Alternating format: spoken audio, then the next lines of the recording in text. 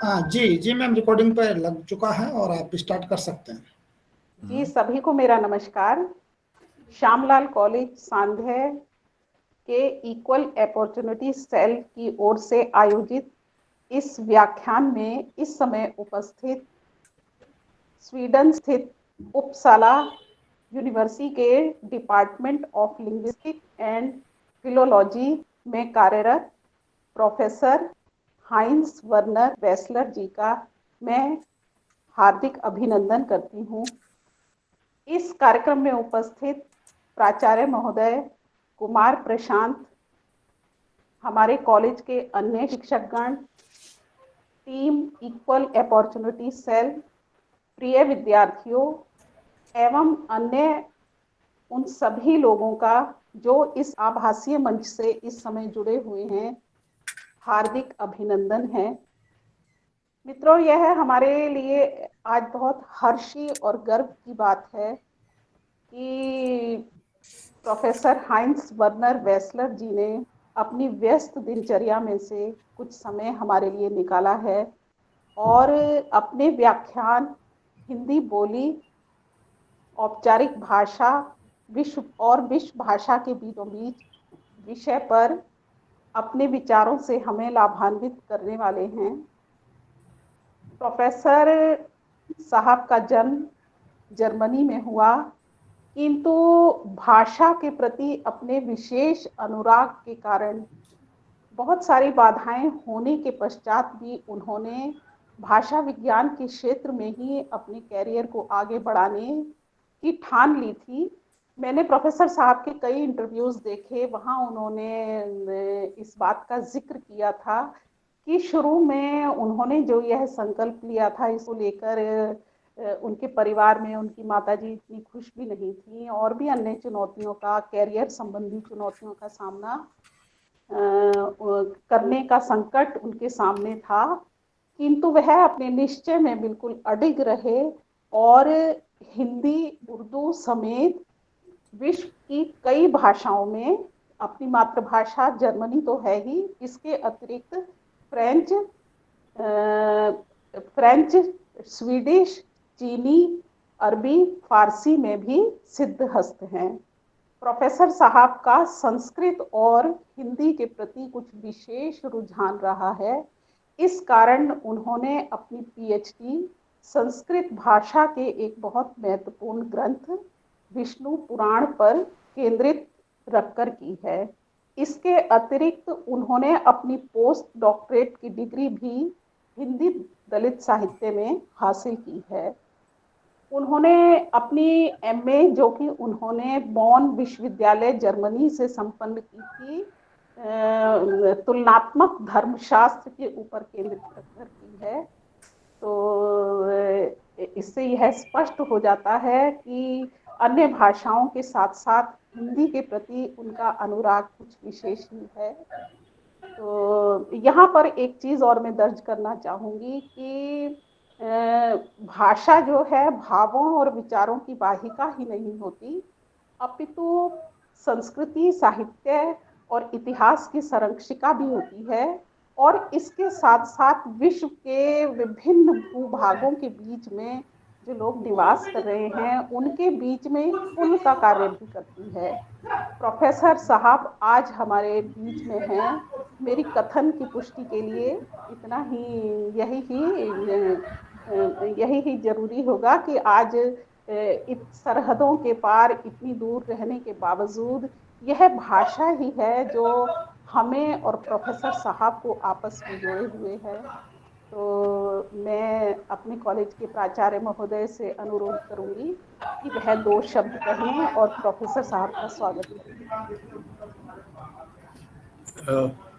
आज जो हमारा व्याख्यान प्रोफेसर हाइंस वर्नर वेस्लर जी देंगे, वो हमारे कॉलेज का सौभाग्य है कि स्वीडन के प्रोफेसर आज हमारे बीच हैं और अपनी बात, जो हमारी भाषा है हिंदी भाषा, जो कि हमारी हिंदी भाषा के प्रति इतना लगाव है सर का, उस पर आज अपनी बात रखेंगे।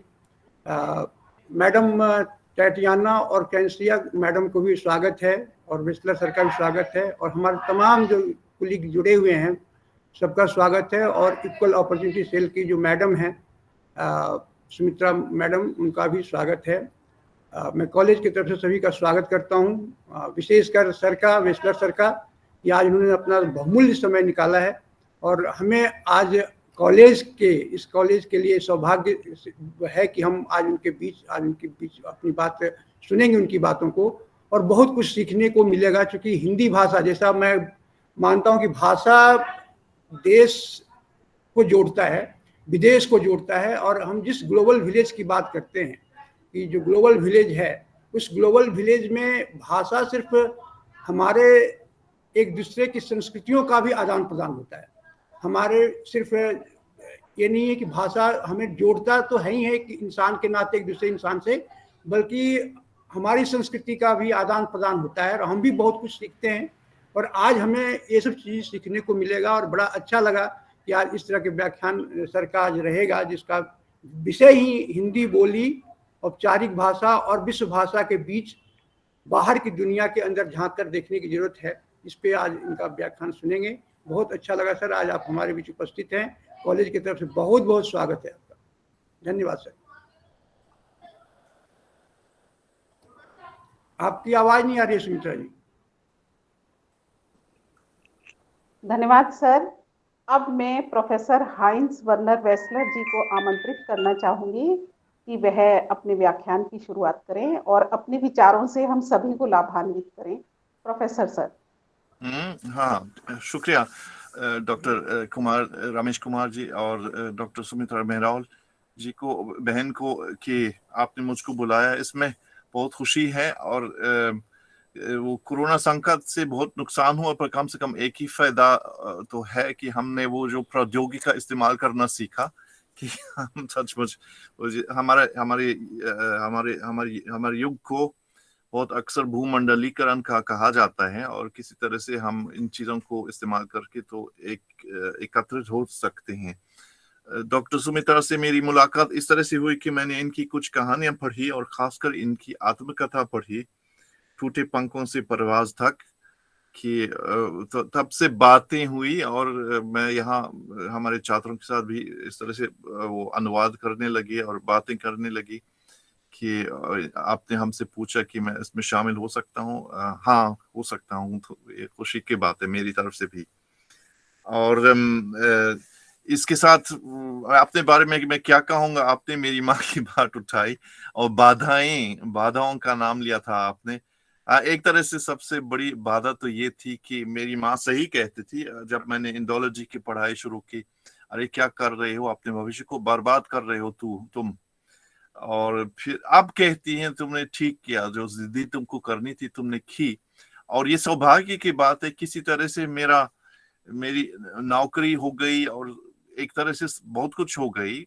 वैसे इस दुनिया में हम कभी खुश नहीं है, वो तो एक मामूली बात है, पर काफी कुछ मिला इस वजह से। और मैं अभी खासकर छात्रों से मैं इस तरह से बात करूंगा, क्योंकि जो भी दिलचस्पी मेरे अंदर में होने लगी, इसको मैंने आगे किसी तरह से आगे बढ़ाने का मौका जहां तक था मैंने उसका इस्तेमाल किया।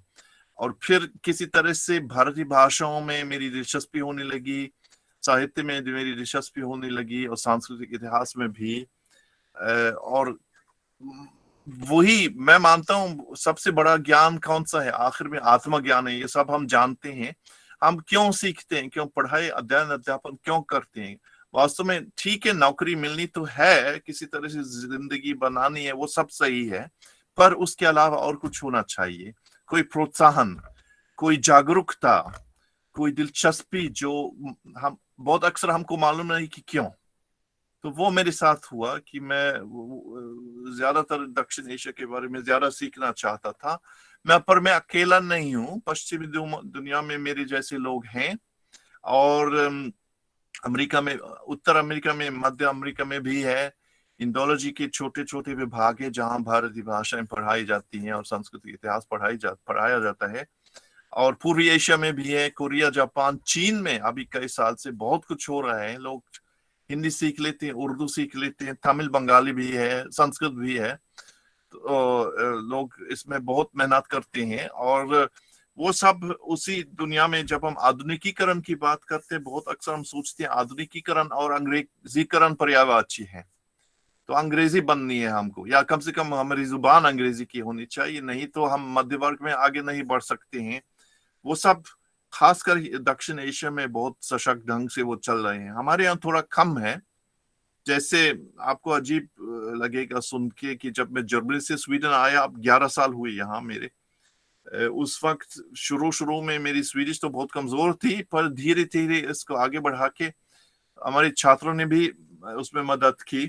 तो वही बड़ा फर्क है कि जैसे कि स्वीडन में 2-3 साल के बाद जब मैंने अपने छात्रों से पूछा क्या मैं अंग्रेजी की जगह पर स्वीडिश में पढ़ाऊं, तो इन्होंने मान लिया हाँ जरूर, क्योंकि उनके लिए उनको ये स्वाभाविक लगा। अंग्रेजी ठीक है, लोग अंग्रेजी सीख लेते हैं स्कूल में, पर वो स्वीडन में जर्मनी में एक विदेशी भाषा है, विदेशी भाषा ही रहेगा, तो लोग जब आपस में मिलते हैं अंग्रेजी इस्तेमाल नहीं करेंगे। इसलिए इनको लगता है कि अगर मैं स्वीडिश में बोलूंगा कक्षाओं में भी तो यही अच्छा है। ये बहुत बड़ा फर्क है हिंदुस्तान से। हिंदुस्तान से जब किसी को थोड़ी सी अंग्रेजी आती है तो उसको इस्तेमाल करने के लिए अपने को प्रोत्साहित समझता है, वो ठीक है एक तरह से, मैं भी मानता हूँ, पर इस तरह से हम अंधा हो जाते हैं। एक तो ये है कि हम इस दुनिया में कितनी भाषाएं वो हम ठीक से नहीं देख पाते। दूसरी बात ये है कि हमारी घर की बोली है, वो घर भाषा नहीं है, बोली है। ठीक है, नौकरानियों से हम बात करेंगे इस तरह से, अम्मा से शायद बात करेंगे, दादा दादी नाना नानी से, बहुत अच्छी बात है, प्रवास समाज में भी वो चलता है, पर वो क्रियात्मक ढंग से, रचनात्मक ढंग से अगर हम किसी भाषा में सोचना चाहते हैं तो इसके साथ व्यवहार करना है, इसको इस्तेमाल करना है, नहीं तो वो इस तरह से क्रियात्मक हमारी सोच भी आगे नहीं बढ़ती और हम फंस जाते हैं किसी विदेशी जुबान में। हम सोचते हैं, अगेन ने इसके बारे में बहुत अच्छा लिखा है एक बार, कि हम किसी विदेशी भाषा में जब हम सोचते हैं तो फिर वो हमारी सोच कैसे आगे बढ़ सकती है। वैसे अंग्रेजी आजकल विदेशी भाषा नहीं है हिंदुस्तान में, एक तरह से जो भारतीय भाषाओं का जो खजाना है उसके अंदर में वो अंग्रेजी का एक हिस्सा बना, वो मैं मानता हूँ। जिस तरह फारसी का भी एक महत्वपूर्ण हिस्सा है, और ये भी एक, मैं क्या कहूँगा, ये अपने आप में एक खजाना है कि हिंदुस्तान में इतनी सारी भाषाएं बोली जाती हैं, समझी जाती हैं, पढ़ाई जाती है, अरबी भी, और आजकल नई भाषाएं आती हैं। चीनी बहुत महत्वपूर्ण हो जाती है चीनी, और इसके साथ दूसरी जो रूसी भी महत्वपूर्ण है, फ्रेंच, जर्मन, स्पेनिश, इस तरह के विभाग है हिंदुस्तान में भी। उस तरह से हमारे यहाँ पश्चिमी दुनिया में, पूर्वी एशिया में भारतीय भाषाओं के विभाग है। सिर्फ एक छोटा सा नुकसान ये है कि जैसे हमारे विभाग है जो लिंग्विस्टिक्स एंड फिलोलॉजी, इसको हिंदी में कैसे कहेंगे, मैंने इसके बारे में बहुत, लिंग्विस्टिक्स तो आसान है, वो भाषा विज्ञान। फिलोलॉजी मेरे ख्याल से भर्तृहरि को देख के मुझको लगता है सही अनुवाद है वांग्मय शास्त्र, नहीं वांग्मय हम आमतौर समझते पर्यायवाची है वांग्मय और साहित्य, पर वांग्मय साहित्य वैसे पर्यायवाची शब्द कभी पूरी तरह से पर्यायवाची नहीं होते, थोड़े थोड़े फर्क होते हैं। और वांग्मय वही है, जब खासकर जब हम भर्तृहरि को देखते हैं, जो भाषा के शब्द से आगे जाके जो टुकड़े हैं और जो एक पाठ के अंदर में, एक टेक्स्ट के अंदर में जिस तरह से वाक्य जोड़े जाते हैं, उसको वांग्मय कहते हैं। वांग उसमें वाच है ना, वाच यानी जुबान या बोली हुई जुबान, खासकर वाच, वही है वाच, वांग्मय शास्त्र।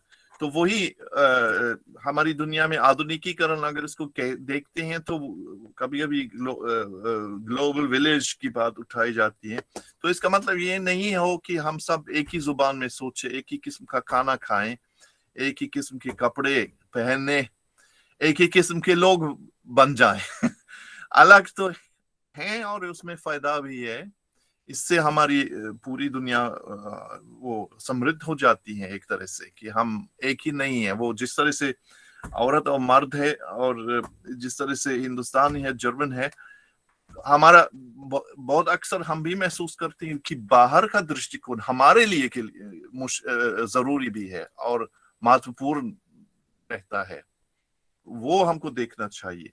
फिर एक छोटा सा फर्क है, जब हम अपने विभाग को देखते हैं, सबसे ज्यादा हमारे विभाग के अंदर में जो है यानी वाङ्मय शास्त्र और भाषा विज्ञान का जो विभाग है, जिसके अंदर में प्राच्य भाषाएं पढ़ाई जाती हैं, तुर्किश से लेकर अरबी, फारसी, चीनी, हिंदी, यही 5 महत्वपूर्ण भाषाएं हैं जो यहाँ हमारे विभाग में पढ़ाई जाती है। इसके अलावा और भी है,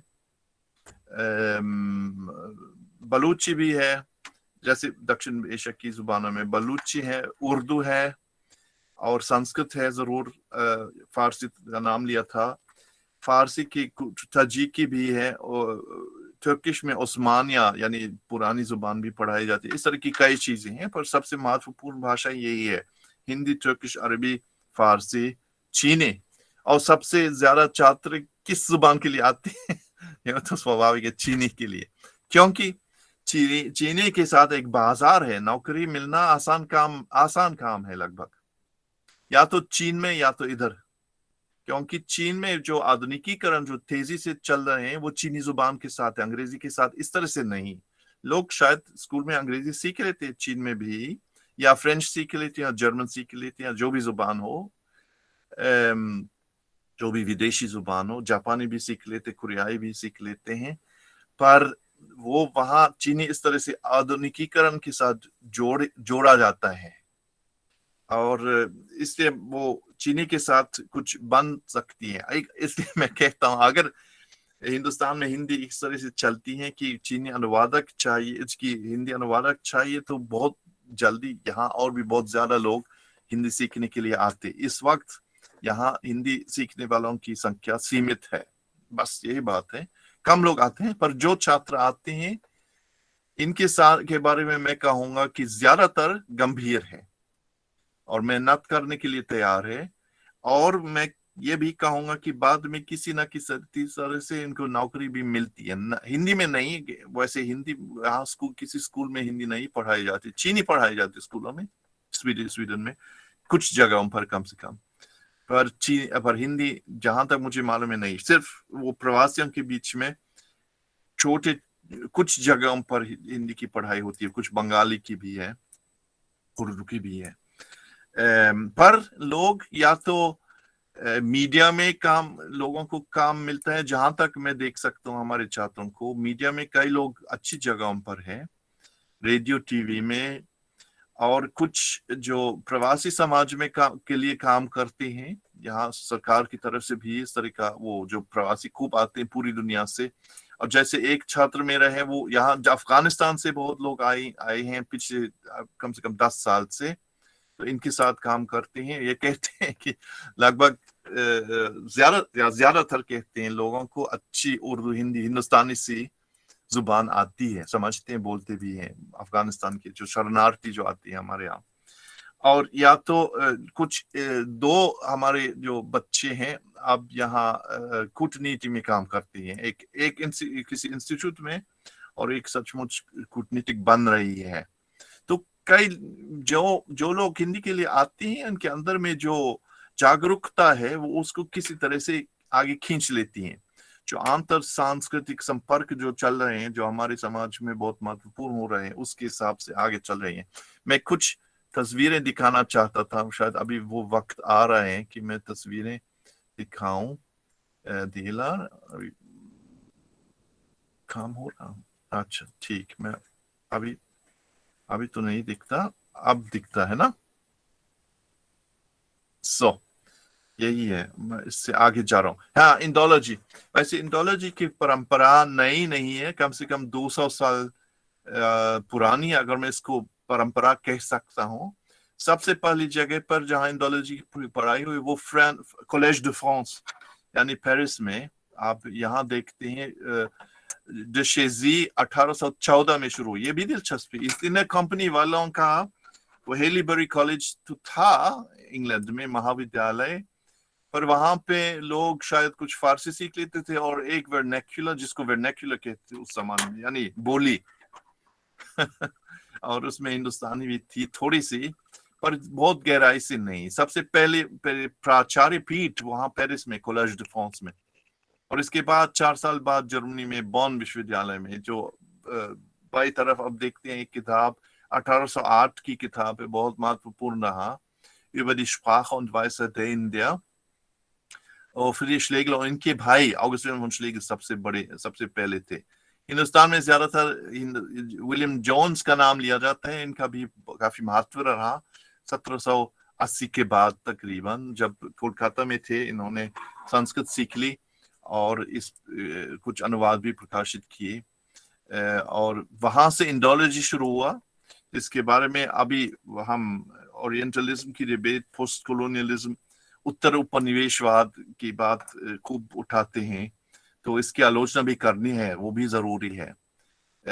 अब विश्व भाषा हिंदी, वो मामला उसके साथ जोड़ा है किसी तरह से। इंडोलॉजी जो आपको यूरोप में अलग अलग देशों में मिल जाएंगे इस तरह के विभाग, अमेरिका में जैसे मैंने कहा था, दक्षिण अमेरिका में नहीं, पर मध्य अमेरिका में, मेक्सिको में भी है, और उत्तर अमेरिका में कनाडा, यूएसए में है खूब, और कोरिया, जापान, चीन में खूब है।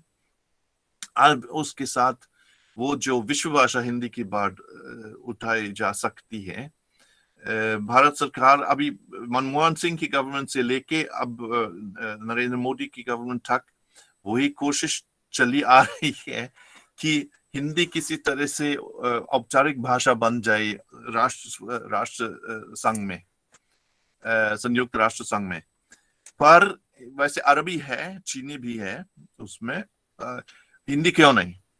एक तकलीफ ये है कि हिंदी बहुत कम देशों में सबसे महत्वपूर्ण भाषा है। तो वैसे नेपाल ने सपोर्ट देने के लिए तैयार है, मॉरिशस भी है, सूरीनाम भी है, जैसे सब जानते हैं, फिजी भी है, पर ये 3 देश छोटे हैं और इस तरह से महत्वपूर्ण नहीं माने जाते हैं, वही तकलीफ है। और दूसरी बात ये है कि हिंदुस्तान के अंदर में भी हिंदी का विकास इस तरह से नहीं हो पा रहा है जिस तरह से आजादी के बाद लोग सोचते थे कि होने वाला है, वो नहीं है। फिर भी हिंदी की जो नजर है, हिंदी का जो शक्ल है आजकल, वो काफी बदल रहा है इंटरनेट से, प्रौद्योगिकी से और संजाल से। इंटरनेट को संजाल कहा जा सकता है, कई लफ्ज है पर एक है संजाल। वैसे काफी चीजें मिलती हैं आजकल इंटरनेट पर, आप भी जानते होंगे। हिंदीसमाय.com में बहुत कुछ हिंदी साहित्य आपको मिल जाएगा डाउनलोड के लिए।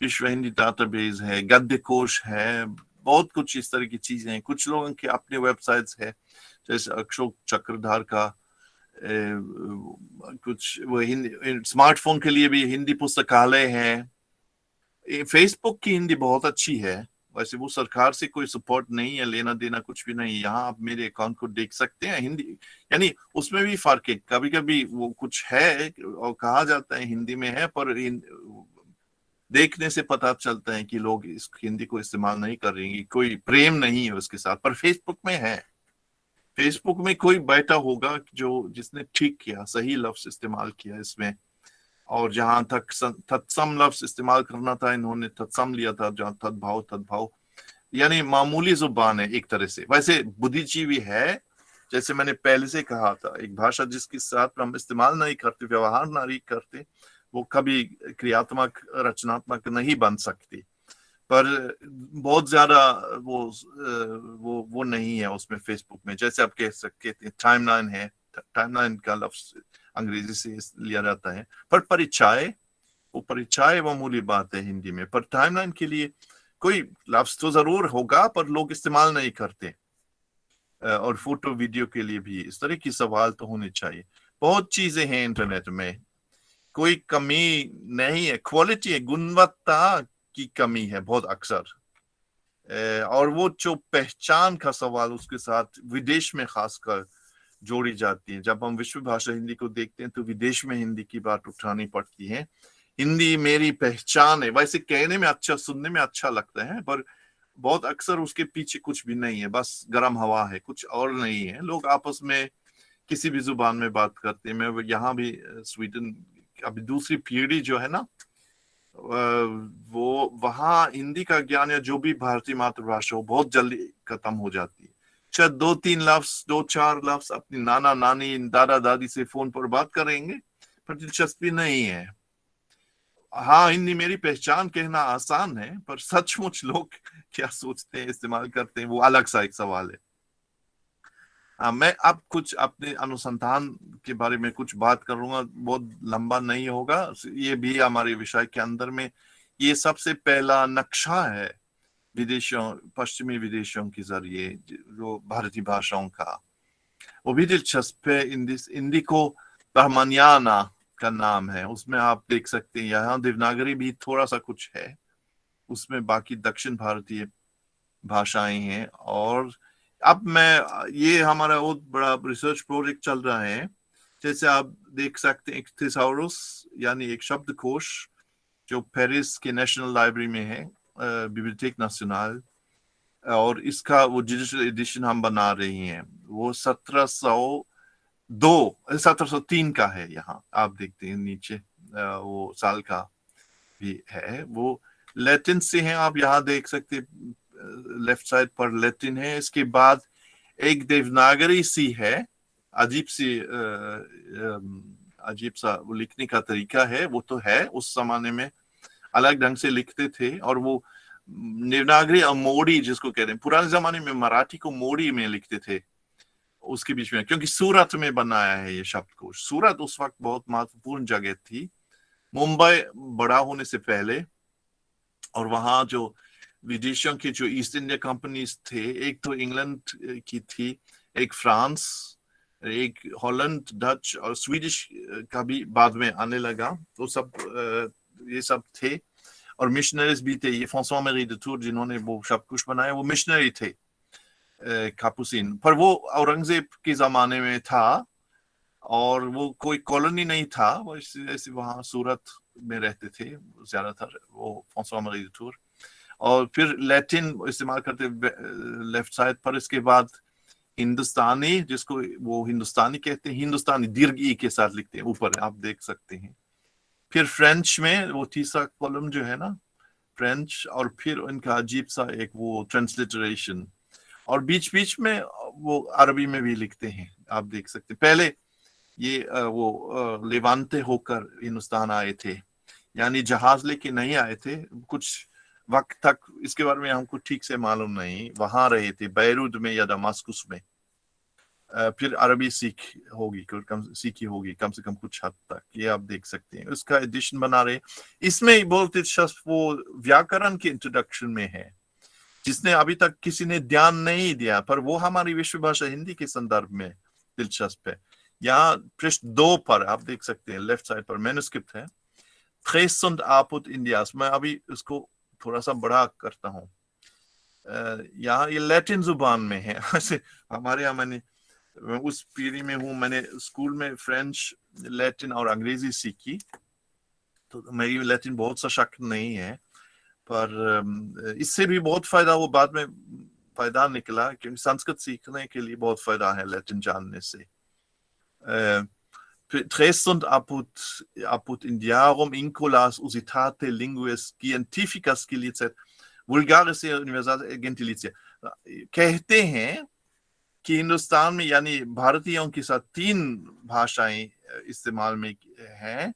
एक कहते हैं स्किएंटिफिक, शायद इसको साइंटिफिक नहीं कहेंगे, एकेडमिक कहेंगे, यानी बुद्धिजीवी जुबान। एक वुल्गारिस, इसका मतलब है आम लोगों की जुबान, या तो यूनिवर्सल या सब लोग बोलते हैं। और एक गेंटिलिचिया, यानी गेंटिलिचिया का मतलब है हर एक प्रोविंस यानी हर एक प्रदेश का अपना है, हर के प्रदेश की अपनी एक जुबान है। लिंगुआ स्किएंटिफिका क्वाम ब्राह्मणिकम वोकांत यूरोपी, ये जो एकेडमिक लैंग्वेज, इसको ब्राह्मणिका कहते हैं, लेकिन संस्कृत है, संस्कृत लिखते हैं। जैसे आप जानते हैं गुजराती में रिक को रुक कहते हैं ना, कृष्णा की जगह पर कृष्ण कहते हैं, और संस्कृत की जगह पर संस्कृत कहते हैं वहां पे। तो संस्कृता सूरत तो उधर गुजरात में है, संस्कृत है। फिर लिंगो यूनिवर्सालिस que in universo magni mogulis quod vastissimum est, यानी इस बड़े मोगलों के साम्राज्य में जो बहुत बड़ा है, वास्टिसिमम बहुत बड़ा है, दिलम पर और पूरे साम्राज्य में। और इसके अलावा omnibus eius Zum Quake vicini is marisque litoribus usitator, यानी जो समुद्र के किनारों पर भी इस्तेमाल किया जाता है, यानी साम्राज्य के बाहर। और औरंगजेब का जमाना, उस जमाने में मोगलों का साम्राज्य सबसे बड़ा था, और उसके बाहर भी, यानी इसका मतलब है दक्षिण भारत के किनारों पर भी इस्तेमाल किया। यानी हिंदुस्तानी उस, ये फ्रांसोis मेरी de Tours का कहना है 1703 में कि वो हिंदुस्तानी भी वहां भी, यानी मुगल साम्राज्य के बाहर भी बोली जाती है, समझी जाती है, यानी दक्षिण भारत में भी कम से कम किनारों पर। और तीसरा है जो हर प्रदेश का है। ये बहुत ही दिलचस्प एक जानकारी है कि एक तो ये बात है कि पूरे मुगलों के साम्राज्य में, औरंगजेब के जमाने में, यानी अफगानिस्तान से लेकर तमिलनाडु तक हिंदुस्तानी बोली जाती थी, समझी जाती थी। और उसके बाहर भी मुझे ये बहुत दिलचस्प लगता है, ये इनका व्याकरण है और ये सब कुछ। ये सूरत है, बाएं तरफ एक जयपुर सिटी म्यूजियम में एक नक्शा है जो जो कागज पर नहीं, वो कपड़े पर है। और फिर एक फ्रेंच मैप उसी वक्त का, यानी दाएं तरफ। मैं उसमें और भी कुछ कह सकता हूँ। अब आखिर में मैं विश्व भाषा हिंदी की बात अगर करनी है तो हमको थोड़ा सा, मैं क्या कहूँगा, हमको हिम्मत से काम करनी है। मैं हमेशा कहता, हिम्मत से काम करो। वो एक अंतरराष्ट्रीय भाषा कैसी फैलाई जाती है, कैसे चीनी कैसे फैलाई जाती है, फ्रेंच कैसे फैलाई जाती है, जर्मन कैसे फैलाई जाती है, क्या करनी है। एक तो ये है कि हमको एक अंतरराष्ट्रीय वो इस तरह के इम्तिहान होने चाहिए, परीक्षाएं होनी चाहिए जो हर पूरी दुनिया में मानी जाती हैं। तो जिस तरह से अंग्रेजी के लिए टॉफल है और दूसरे का नाम है इस तरह के, और जिसके हिसाब से वो भी परिभाषा भी की जाती है कि कौन सी फ्रेंच, कौन सी, ये मैं वो मिसाल के रूप में के तौर पर मैं फ्रेंच देता हूँ, या पूरा अलग अलग लेवल्स की परिभाषा दी जाती है, A1, A2, B1, B2, यानी जिस तरह से हर जुबान में होती है। और इसके हिसाब से संस्थानों को पर इम्तिहान लेने की इजाजत दी जाती है। इसको एक्रेडिशन कहते हैं, एक्रेडिशंस अंग्रेजी में वही लफ्ज है, दिया जाता है। तो French institute test d'évaluation du français वो देती है कि आप इम्तिहान ले सकते हैं छात्रों से, और फिर इसके बाद इनको सर्टिफिकेट या जो भी हो, certificate A1, A2, B1, B2 वगैरह वो इनको मिल जाएगा। चीनी के साथ भी पूरी परिभाषा है। हनमन जो कन्फ्यूशियस इंस्टीट्यूट है पूरी दुनिया में, वैसे स्वीडन में अब कोई नहीं रहा इस तरह का, क्योंकि वो कन्फ्यूशियस इंस्टीट्यूट जैसे आप जानते हैं, वो जो विदेश सांस्कृतिक राजनीति चीन का काफी, वो राजनीति से इसकी काफी गहरी युक्ति है। और कन्फ्यूशियस इंस्टीट्यूट, जब किसी यूनिवर्सिटी का इस तरह का वो समझौता हो गया है, कन्फ्यूशियस इंस्टीट्यूट खोल लेंगे, फिर आमतौर पर 5 साल के कॉन्ट्रैक्ट के बेसिस पर, तो वे कन्फ्यूशियस इंस्टीट्यूट वाले कोशिश करते हैं कि सिर्फ ऐसे लोग बुलाए जाएं जो चीन के लिए वो पसंद के लोग होंगे, सरकार की तरफ से पसंद के लोग होंगे, यानी प्रवासी समाज से ज्यादा नहीं बोले जो अपोजिशन में हो, जो सरकार के खिलाफ हो। तो वो हुआ, और इसलिए स्वीडन में जो 4-5 कन्फ्यूशियस इंस्टीट्यूट थे अब सारे बंद हो गए। एक यूनिवर्सिटी के बाद ने इनको बंद किया कुछ साल के बाद, पर फिर भी वहां जो अप्रोच है वो अतुलनीय है, यानी पूरी परिभाषा है क्या जानना चाहिए A1 लेवल के लिए, फिर उसी हिसाब से सारा मटेरियल है, इंटरनेट से आप डाउनलोड कर सकते हैं, फिर कोर्सेज है, फिर इम्तिहान होते हैं, फिर सर्टिफिकेट बन जाती है, फिर सारे जो अध्यापक है इनको विदेशी भाषा के रूप में चीनी वही इनकी पढ़ाई होती है, पूरा पाठ्यक्रम है, BA से MA PhD सब। तो वो सब काफी पैसे खर्च करने के लिए तैयार है सरकार चीन में, और इंटरनेशनल लैंग्वेज टेस्टिंग एसोसिएशन भी है जो इसमें मदद करने के लिए तैयार है, वो सब है, पूरा नेटवर्क है। पर हिंदी में अभी तक सिर्फ ICCR है, वो तो है Indian council of cultural relations है, वापस बाहर अध्यापकों को भेजती है, और केंद्रीय हिंदी संस्थान है, केंद्रीय हिंदी सचिवालय है, महात्मा गांधी अंतर्राष्ट्रीय हिंदी विश्वविद्यालय है वर्धा में, महाराष्ट्र में, वो सब है। पर वो सब वो मानक ढांचा जिस तरह से है चीनी के लिए, जिस तरह से फ्रेंच के लिए है, रूसी के लिए है, जर्मन के लिए, वो अभी तक लगभग नहीं है। कुछ लोगों ने इसके बारे में सोचना शुरू किया जरूर। प्रोफेसर जगन्नाथन में उदाहरण के लिए केंद्रीय संस्थान के उसमें अच्छे हैं, पर काफी कुछ मेहनत करनी है इसके लिए। हम शुरू में है उसमें। आखिर में मैं सिर्फ एक वो मिसाल के तौर पर मैं दिखाना चाहूंगा कि क्या हिंदी साहित्य दिलचस्प है विदेश में कि नहीं। वैसे अंग्रेजी अनुवाद हिंदी साहित्य से है, पर बहुत अक्सर उसकी भी वो भी अलग सा एक विषय होगा कि वो भारतीय यानी दक्षिण एशिया अंग्रेजी में है ज्यादातर। दक्षिण एशिया अंग्रेजी और ऑस्ट्रेलियन अंग्रेजी, अमेरिकन अंग्रेजी और इंग्लैंड की अंग्रेजी से फर्क है। तो वो जो जुबान है, जब एक हो सकता है कि बहुत लोगों को हिंदुस्तान में बहुत अच्छी अंग्रेजी आती है जरूर, पर वो पकड़ नहीं है जो किसी को है जो ऑस्ट्रेलिया में या अमेरिका में या कनाडा में या इंग्लैंड में बैठता है। तो इनके लिए वो ठीक नहीं लगता। और इस तरह से हमको बहुत मेहनत करनी है ताकि अनुवाद में पकड़ हो, रस हो, जो रस ओरिजिनल हिंदी टेक्स्ट में है वो आ जाए किसी तरह से। इसलिए हमको अनुवाद करने में बहुत ज्यादा मेहनत करनी पड़े। हमको लगता है अनुवाद जल्दी में किया जाएगा, कोई खास फन नहीं है, कोई खास कला नहीं है, पर ये गलत सोच है। अनुवाद में हमको बहुत ज्यादा मेहनत करनी पड़ती है, और वो ना सिर्फ अंग्रेजी, हमको दूसरी जुबानें भी चाहिए।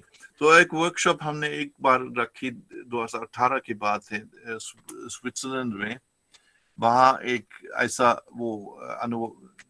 ऐसा एक संस्थान है जहां हम एक हफ्ते तक 5 हिंदुस्तानी जो जर्मन से हिंदी में अनुवाद करते हैं, दिल्ली यूनिवर्सिटी की थी नमिता करे साथ में, और हम लोग थे जर्मनी के लोग जो हिंदी से अनुवाद करते हैं।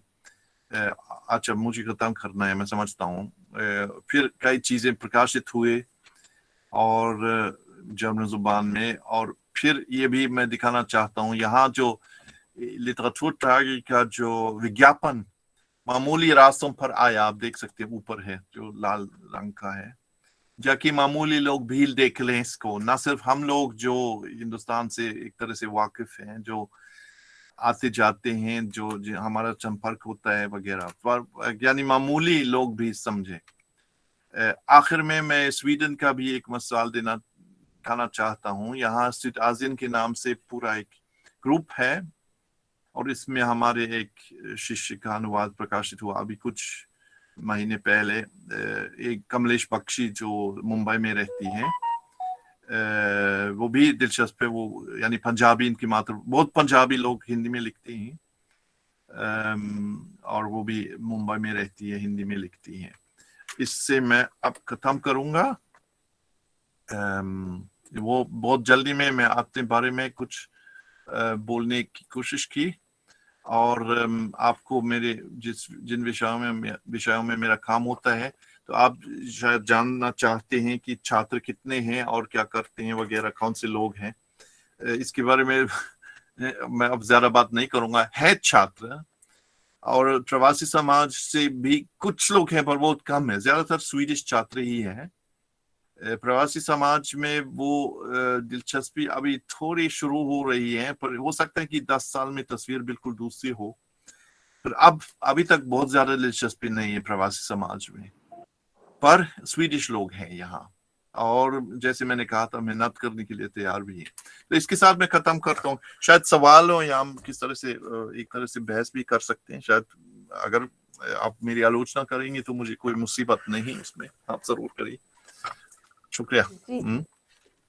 जी बहुत धन्यवाद प्रोफेसर हाइंस बर्नर वेस्लर जी। मैं अब विद्यार्थियों से या जो भी इस समय इस कार्यक्रम से जुड़े हुए हैं, अगर उनके मन में कोई जिज्ञासा है या कोई सवाल है तो उसे आमंत्रित करती हूँ। अगर आप प्रोफेसर हाइंस से कुछ पूछना चाहते हैं तो आप पूछ सकते हैं। मैम, अगर इजाजत हो तो मैं प्रश्न पूछ सकता हूँ? जी जी नमस्कार जरूर। सर, आपका नमस्कार। बहुत बहुत स्वागत है शामलाल कॉलेज सांध्य इवनिंग के अंदर। हम्म। सर, हमने बहुत पढ़ा है राजनीति विज्ञान के अंदर स्कैंडिनेवियन कंट्रीज के बारे में। उनके मानव विकास सूचकांक के बारे में भी बहुत पढ़ा है और बहुत अच्छा लगा आपको सुन के सर, और आश्चर्य भी बहुत लगा क्योंकि मेरे शैक्षिक अनुभव में ये पहला अनुभव है जब मैं किसी विदेशी को हिंदी भाषा पे इतनी अच्छी पकड़ रखते हुए बोलते हुए सुन रहा हूँ। मुझे बहुत खुशी है सर इस बात की। सर, मेरा एक जिज्ञासावश प्रश्न है, ऐसा क्या था जो आपका हिंदी विषय की तरफ या हिंदी भाषा की तरफ विशेष रुचि बढ़ी सर? उसके पीछे क्या मुख्य कारण था? उसके पीछे वो है, जब मैं 15 साल का लड़का था उस वक्त मैंने एक जर्मन उपन्यास पढ़ा, इसका नाम है सिद्धार्थ, वो हेर्मन हेसे का। आप शायद सुना है, इसका हिंदी अनुवाद भी है और अंग्रेजी अनुवाद भी है, सब कुछ है। तो वो जब मैं 15 साल की उम्र में, मुझे हिंदुस्तान की कुछ भी नहीं मालूम था, तो वही एक तरह से मेरे अंदर में वो होने लगा और फिर आगे इसको, फिर अचानक से जब मैं 16-17 का लड़का हुआ तो उस वक्त पता चला कि इंडोलॉजी के नाम से हमारी यूनिवर्सिटीज में ऐसा विषय है जिसमें वो भाषाएं पढ़ाई जाती हैं, वो मैं करना चाहता था। जैसे मैंने कहा था, बहुत जिद्दी की, मेरी अम्मा उसके खिलाफ थी वगैरह वो सब, पर अब कहती है तुमने ठीक किया। तो वो, पर जैसे आपने कहा था वो हिंदी, वो देखिए, लोग जर्मन सीख, हिंदुस्तान में भी लोग बहुत अच्छे हैं भाषा सीखने में। कुछ हिंदुस्तानी को बहुत अच्छी जर्मन आती है, बहुत अच्छी जर्मन। जी सर। और चीनी भी उस तरह से, रूसी भी आती होगी, ततियाना उसके बारे में बात कर सकती थी। यानी लोग अक्लमंद है और इंसान का अक्ल इस तरह से है कि हम सीख सकते हैं अगर हम मेहनत करते हैं। कुछ साल तक हमारा रिश्ता बन जाता है एक जुबान से, प्रेम भी होना चाहिए उसके साथ, उसकी कम उनकी अगर वो प्रेम नहीं है तो वो नहीं बन जाएगा आपका, वो तो है, पर मेहनत भी होनी चाहिए उसके साथ में। प्रेम से काम नहीं चलेगा मेहनत और प्रेम दोनों, तो इंसान बहुत कुछ कर सकता है। और ठीक है, कुछ लोग समझते हैं वो हिंदी वालों के साथ वो हीनता की भावना है बहुत अक्सर। वैसे अंग्रेजी सही है, हिंदी ठीक है, वैसे नाना नानी हमारी संस्कृति की भाषा है, वो ठीक, फिर भी हीनता की भाषा रहती है आखिर। इसकी जरूरत बिल्कुल नहीं है, बिल्कुल। इसका मैं समझता हूँ इसके पीछे वो ऐतिहासिक अनुभव है, बहुत कुछ है, पर जरूरी नहीं है। इससे हमको थोड़ा सा दूर होना चाहिए। अगर मैं इसमें मेरा थोड़ा सा कुछ योगदान हो सकता है तो मैं खुश हूँगा। Thank you sir, thank you. जी जी, शुक्रिया।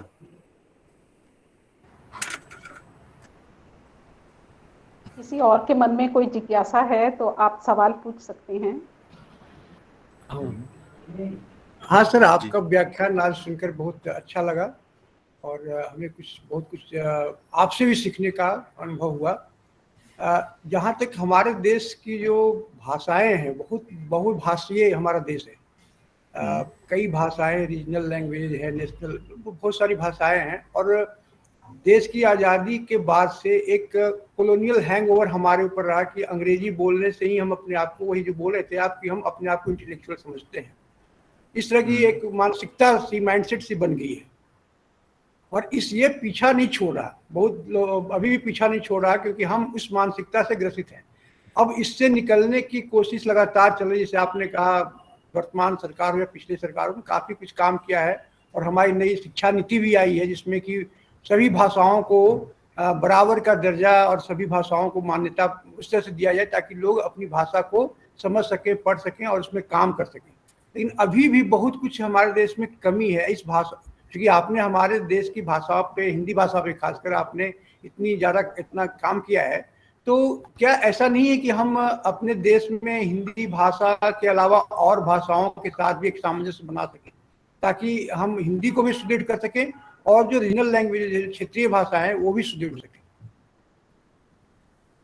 ये आपसे था कि क्या इसके लिए क्या किया सकता है सर? हाँ, ये मामला तो आसान काम नहीं है, मैं जानता हूँ। देखिए, चीन को देखिए, वहाँ चीन के अंदर में भी कई भाषाएं हैं। क्षेत्रीय भाषाएं को समझे या राष्ट्रीय भाषाएं, जो भी आप, जैसे तिब्बतन है, भोट भाषा, दक्षिण चीनी अलग सी एक जुबान है। और आजकल हम देखते हैं ईस्ट तुर्किस्तान में उइगुर जो जबान है ना, बहुत दबा है उन लोगों पर। बहुत सरकार इन लोगों को बहुत परेशान कर रही है। मंगोलियन है ना, और मंगोलियन जुबान लगभग नष्ट किया गया है सरकार की तरफ से। हिंदुस्तान में वो नहीं, इस तरह से काम नहीं चल रहा है। ये बहुत बड़ी बात है, ये छोटी बात नहीं है, बहुत बड़ी बात है। हिंदुस्तान एक डेमोक्रेसी है ना, यही बहुत बड़ा फर्क है। और वास्तव में हर एक को अपनी जुबान पर गर्व होना चाहिए, वो भी जरूरी है। पर हिंदी औपचारिक भाषा है जाके लोग आपस में बात कर सकें। और जो यानी मुझको बहुत अक्सर आश्चर्य होता है कि बहुत मेरे दोस्त है हिंदुस्तान में जिनको 2, 3 या 4, 5 भाषाएं भी आती हैं, कम से कम कुछ हद तक हिंदुस्तानी भाषाएं। एक दोस्त मैं अचानक सुनता हूँ फोन पर अपनी नानी से, वो तुलु में बात करती है, दक्षिण भारतीय जुबान है। एक बंगाली में बोलते हैं साथ में। और यह जो सूर्य चंद्र हमारे दोस्त कहते हैं, जब मैं कोलकाता में हूँ, मैंने खुद सुना इनकी बंगाली, कहते हैं जब मैं कोलकाता में हूँ तो मुझको बंगाली आती है, मालूम नहीं कैसे। पर जब मैं दिल्ली में हूँ मैं बंगाली चली जाती है। वो हमको भी हम, अगर मैं कहूँगा हम हिंदी वाले, मैं भी किसी तरह से शामिल हूँ इसमें, मैं जानता हूँ थोड़ा, कम से कम कुछ हद तक। हमारी भी एक कमजोरी है कि हम दूसरी भाषाओं यानी भारत के अंदर में दूसरी भाषाओं को सीखने में हमको थोड़ा सा वो इसमें हम कमजोर हैं। बंगाली का बहुत महत्व है हिंदी साहित्य के इतिहास को अगर हम देखते हैं, बंगाली का बहुत महत्व है। 19वीं सदी में भारतेंदु हरिश्चंद्र सब कुछ जानते थे जो उस वक्त बंगाली में लिखा जाता था। सब कुछ जानते थे, सब कुछ पढ़ते थे। इनकी वो जो गर्लफ्रेंड थी ना, मल्लिका है ना, सब कुछ समझाती थी इनको जो समझ में नहीं आती थी। और इसके अलावा निराला को बहुत अच्छी बंगाली आती थी। फणीश्वरनाथ रेणु, जिसके बारे में इसी साल में मैंने कुछ 100 वार्षिकांत था इसी साल में, इनको बंगाली आती थी। और भी आगे देखना चाहिए, वो जरूरी है। पर वैसे मामला इतना आसान नहीं है। विश्व भाषा हिंदी बन जाए या नहीं बन जाए वो इतना महत्वपूर्ण नहीं है। जरूरी है कि हमारी सोच सही है, ये जरूरी है। हिंदी के साथ हो, अंग्रेजी के साथ हो, तमिल के साथ हो, बंगाली के साथ हो, और कि हम किसी तरह से आपस में बात भी कर सकें, या तो हिंदी में या तो किसी दूसरी जुबान में। वैसे हिंदी, बहुत लोग हिंदी, जब मैं कहीं जाता हूं तो मेरे साथ में विदेशी होने के नाते बंगाल में भी ज्यादातर लोगों को हिंदी आती है। लोग शायद हमेशा ये कहा जाता है कि बंगालियों को नफरत है हिंदी से, पर वो जहां तक मैंने अनुभव किया वो इस तरह से सही नहीं है। ठीक है, वैसे हिंदी शायद इस तरह से प्रेम नहीं है, पर बोलने में कोई दिक्कत नहीं है लोगों को। और दक्षिण भारत के बारे में भी मैं कहूंगा कि केरला में हिंदी खूब चलती है, कनाडा में भी खूब चलती है एक तरह से, शायद तमिलनाडु में थोड़ा कम, पर चीजें बदलती भी है। वैसे मुझको लगता है विश्व भाषा अगर हम बात उठाते हैं तो ज्यादातर वो राष्ट्रीय गर्व का सवाल आता है वगैरह। हमको विश्व भाषा बनाना है हिंदी को, क्या जरूरत है आखिर में? जब तक हमको मजा आता है हिंदी बोलने में, जब हम रस लेते हैं, जब हम हिंदी पढ़ने में किस तरह से उत्सुकता या जागरूकता बन जाती है, तब तक सही है। हमको दूसरों पर अपनी जुबान थोपने की जरूरत नहीं है, ऐसा मुझे लगता है। जिस तरह से चीन में होता है, अभी भी होता है। शायद पुराने जमाने सोवियत संघ में, तात्याना आप मेरी बात खराब ना माने अगर मैं गलत बोलता हूँ, तो वहां पे रूसी भी थोपी जाती थी। आजकल कजाकिस्तान में वगैरह ये लोग अपनी जुबानों को आगे बढ़ाने के लिए बहुत कोशिश करते हैं। तो वो हिंदुस्तान में नहीं चलता, ये मुझे अच्छा लगता है। डेमोक्रेसी है हिंदुस्तान और ये गर्व का मामला है। जी, हमारे हिंदुस्तान में हिंदी के अलावा और बहुत सारी भाषाएं भी हैं। हिंदी में खाली हिंदी ही नहीं है, बाकी राजस्थानी है, बंगाली है, असमी है, बहुत कन्नड़ है, तेलुगु है। हाँ। एक खुलापन है और भारतीय भाषाओं को लेके अपने हर भाषा को अपने क्षेत्र में सम्मान प्राप्त है। और साथ में दूसरी ओर हिंदी राष्ट्रभाषा के रूप में भी है। हाँ। चाहे आप देश के दक्षिण भारतीय राज्यों में चले जाइए, तो हिंदी बोलने और समझने के लायक सभी मिलेंगे। मेरा थोड़ा अनुभव रहा है दक्षिण भारत के, कश्मीर से लेके और दक्षिण भारत, तो जो हिंदी को राष्ट्रभाषा कहा गया है वो सही कहा गया है कि कम से कम देश के किसी भी भूभाग में कोई निवासी रह रहे हो मगर हिंदी बोलने और समझने में सक्षम है। तो हिंदी को लेके यह एक उत्साहजनक है कि हर राज्य की अपनी एक क्षेत्रीय भाषा होने के बाद हिंदी को अभी वो स्थिति प्राप्त है। ये एक अलग बात है कि इंग्लिश की जो चुनौती है वो बहुत विकराल है और अभी भी इंग्लिश के सामने अपने आप को स्थापित करने में जो हमारी हिंदी भाषा है इसे काफी बाधाओं का सामना करना पड़ रहा है। परंतु स्थिति बदली है। अगर हम देखते हैं, जैसे आप YouTube को उठा के देख लीजिए, तो इंग्लिश में हिंदी में बहुत कंटेंट मिलेगा हर कैटेगरी का। तो वैश्विक भाषा बनने की दौड़ में अगर हम देखें तो वह तो अभी मील का पत्थर है। वैश्विक भाषा बनने में तो मुझे लगता है अभी काफी समय लगेगा, किंतु धीरे धीरे स्थिति सुधर रही है। जैसे विज्ञापन की भाषा है, मीडिया की भाषा है, तो स्थिति धीरे धीरे उत्तरोत्तर सुधर रही है। दो और लोगों के सवाल है, जो महेश राउतेला है और रेणु गुप्ता जी जी जी। एक टिप्पणी मैं भी करना चाहूंगा बहुत संक्षेप में। जरूर, स्वागत है आपका अनिल जी। जी जी स्वागत है। समान अवसर प्रकोष्ठ श्यामलाल कॉलेज सांध ने जो इस कार्यक्रम का आयोजन किया उसमें उपस्थित आज के मुख्य वक्ता आदरणीय प्रोफेसर हेंज वर्नर वेस्लर साहब, कॉलेज के प्राचार्य और हमारे सहयोगी शिक्षक, तथा मैं स्क्रीन पर देख पा रहा हूं आदरणीय मैडम टेटियाना ओरांस्काया, अगर शायद मैं सही उच्चारण नहीं कर पा रहा हूं, रशियन है। मैं बहुत प्रसन्न हूं इस कार्यक्रम में भाग लेकर, आपको सुनकर। यह हमारा परम सौभाग्य है कि हिंदी भाषा और बोली पर एक गंभीर चर्चा करने के लिए प्रोफेसर हेंज वर्नर वेस्लर हमारे बीच हैं। आप दक्षिण एशियाई भाषाओं के प्रकांड विद्वान हैं। आपके वक्तव्य ने यह सिद्ध कर दिया। आपका यह वक्तव्य निश्चित रूप से गंभीर शोध पर आधारित है और इस वक्तव्य ने निस्संदेह हम सबको समृद्ध किया है। बहुत सी बातें हमें नहीं पता थी, आपके वक्तव्य के माध्यम से हमें वे बातें ज्ञात हुई। स्वीडन की धरती से हिंदी भाषा और साहित्य पर जो बात हो रही है या वहां से जो स्वर फूट रहे हैं, निश्चित रूप से हमारे लिए यह रोमांच का विषय रहा, बहुत रोमांचक रहा।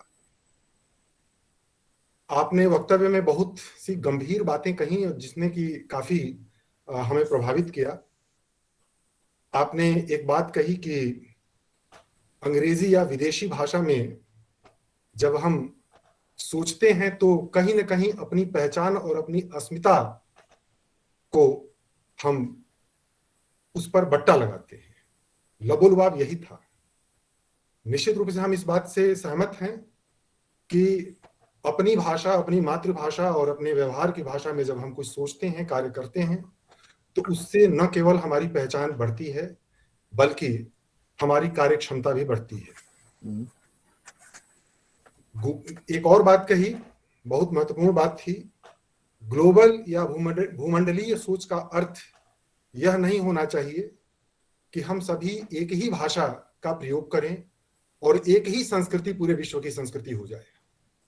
तो इससे भी हमें बचना होगा और निश्चित रूप से इसमें हमारी हिंदी भाषा के प्रति भी चिंता शामिल थी।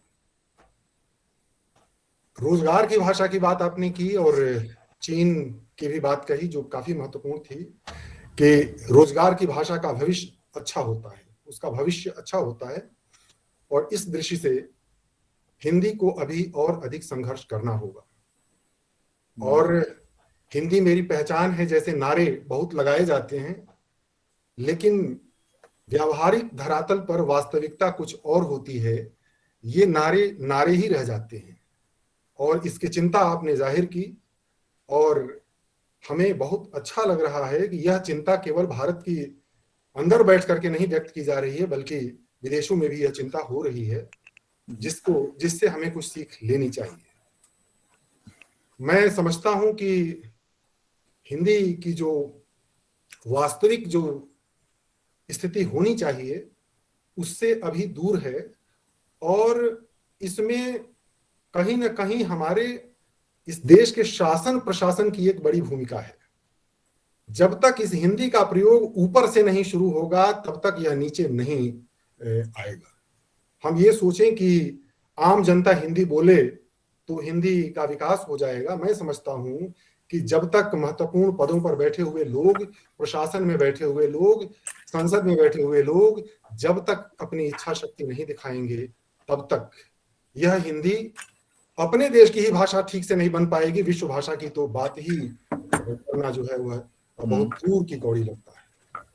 तो बहुत ही सर बहुत सार गर्भित आपका वक्तव्य रहा और अनेक ऐसे बिंदु थे जिन बिंदुओं पर सोचने के लिए हमें इस वक्तव्य ने बाध्य किया। हम सोचेंगे और निश्चित रूप से जिस तरह से चीनी भाषा, एक बात और मैं कहना भूल गया कि संयुक्त राष्ट्र संघ की भाषा हिंदी नहीं हो पा रही है, इसकी चिंता भी आपके वक्तव्य में थी, जो सुन करके मुझे बहुत अच्छा लगा।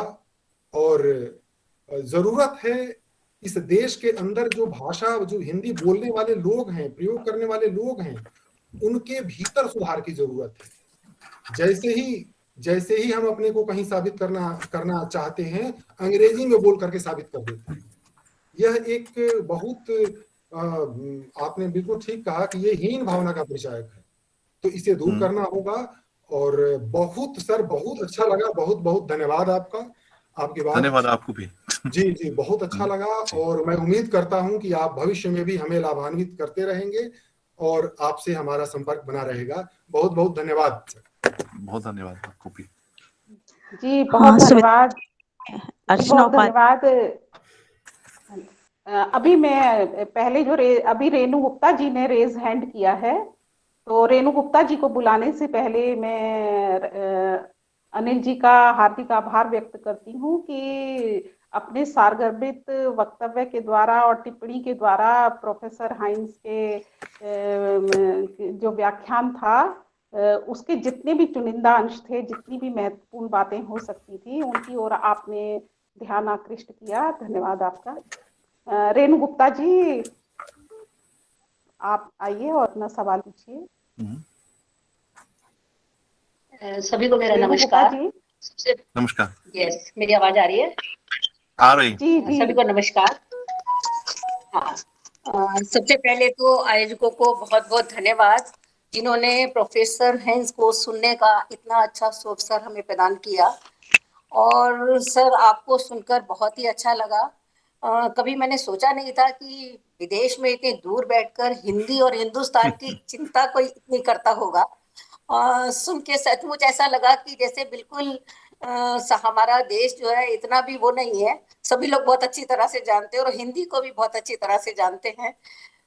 और आपने जो हिंदी के प्रति चिंता जताई है, निश्चित रूप से वो हमारी भी चिंता है और हम भी निरंतर प्रयासरत रहते हैं कि ऐसा कुछ कर पाए कि हिंदी को और आगे बढ़ाएं और वो हीनता का विषय ना बने हमारे लिए। और दूसरी बात, मैं ये भी एक कारण समझती हूँ हिंदी को थोड़ा उस तरीके से, आपने थोपने वाली भी बात कही कि हिंदी को डेमोक्रेसी की वजह से थोपा नहीं जाता। ये बिल्कुल सही बात है और शायद ये कारण है कि और देशों की अपनी मातृभाषा की तरह हिंदी उस तरह की मातृभाषा नहीं बन पाती है, क्योंकि यहाँ कम से कम 15-20 भाषाएं ऐसी हैं जो निरंतर संपर्क में आती हैं, तो एक निश्चित समुदाय नहीं है जो सभी जो है हिंदी का प्रयोग करें।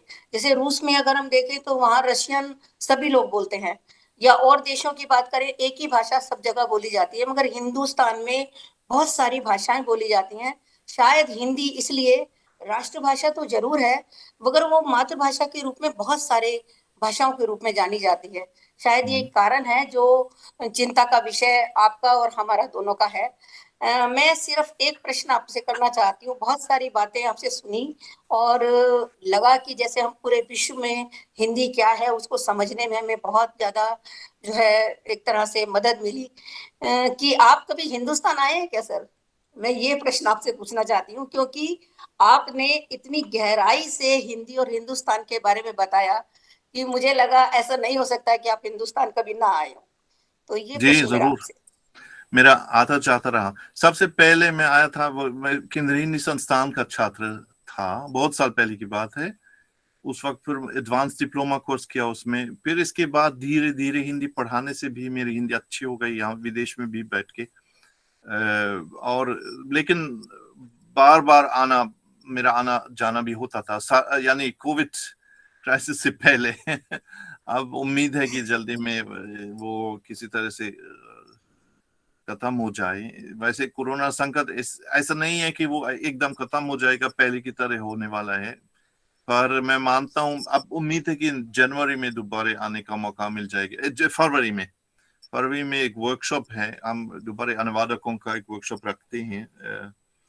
उम्मीद है कि सचमुच मैं आ सकता हूँ दोबारा, पर मेरा आना जाना होता था पहले।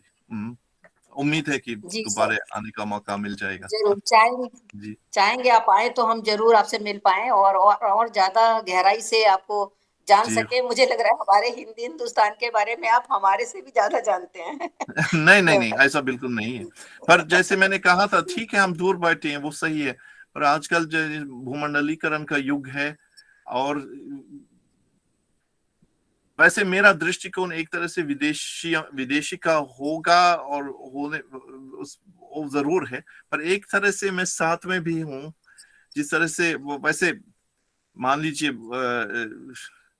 जब हम हिंदुस्तान के बारे में लिखते हैं कुछ, तो एक तरह से हमारा दृष्टिकोण विदेशी है, पर यहाँ के लोग कभी कभी मेरे खिलाफ इल्जाम भी लगाते हैं, आपका दृष्टिकोण हिंदुस्तानी हो गया, ये हमारा नहीं है। तो हम बीच बीच में आ गए हैं, हम चाहे या ना चाहे, पर हम हिंदुस्तान के राजदूत बने यहाँ, एक तरह से सांस्कृतिक राजदूत। अगर हम यहाँ यूनिवर्सिटी के अंदर में भी मुझको कभी कभी मिस्टर इंडिया कहते हैं लोग, तो वो सब चलता है। जी धन्यवाद रेणु गुप्ता जी। धन्यवाद। और अब एक महेश रौतेला भी है। आप जी महेश रौतेला जी को आमंत्रित करना चाहूंगी। महेश जी आप आइए और अपना प्रश्न पूछिए। महेश जी आमंत्रित हैं, लगता है वो इस वक्त उपस्थित नहीं है। अब मैं अर्चना उपाध्याय जी को आमंत्रित करना चाहूंगी। अर्चना जी आइए। जी नमस्कार, मुझे अवसर देने के लिए सुमित्रा जी आपका आभार। मैं आदरणीय प्रोफेसर श्री हेन साहब का हार्दिक अभिनंदन करती हूँ आज के इस आभासी मंच पर, और उन्होंने हिंदी के प्रति जो एक चिंता व्यक्त की, जो हमें हिंदी की वैश्विक स्तर पर क्या वास्तविक स्थिति है उससे अवगत कराया। और बस यूं समझिए कि हमें लगा कि एक बार फिर से आवश्यकता है कि हम चिंतन करें और अपने भीतर झांक कर देखें कि क्यों हमारी हिंदी इतनी समृद्ध होते हुए भी संस्कृत से देव भाषा से निकली हुई हमारी अपनी भाषा जो है आज बाजार की भाषा नहीं बन पाई, या वैश्विक स्तर पर क्यों पीछे छूट रही है, और इसको किस तरह जो है आगे बढ़ाया जा सकता है, विश्व भाषा के रूप में किस तरह हम इसको स्थापित कर सकते हैं। इसके लिए आदरणीय श्री प्रोफेसर साहब ने कुछ सूत्र भी दिए जो बड़े ही व्यवहारिक हैं। उन्होंने बताया कि भाई हिंदी बाजार की भाषा बने, रोजगार की भाषा बने और दिन प्रतिदिन के बोलचाल व्यवहार की भाषा बने, तब हिंदी जो है वो जन जन की भाषा बन सकेगी। तो प्रोफेसर साहब का ये जो निष्कर्ष था और ये जो उनका एक गहन चिंतन था, ये वास्तव में अनुकरणीय है और बड़ी प्रसन्नता हुई कि आदरणीय प्रोफेसर साहब इतना गहन इनका अध्ययन है हिंदी के प्रति, और स्वीडन में रहकर सर जो है हिंदी के लिए इतना काम कर रहे हैं, हमारे लिए भी एक गौरव की बात है और इसके लिए हम उनका धन्यवाद देते हैं। इसी के साथ ही सभी का धन्यवाद। धन्यवाद अर्चना जी।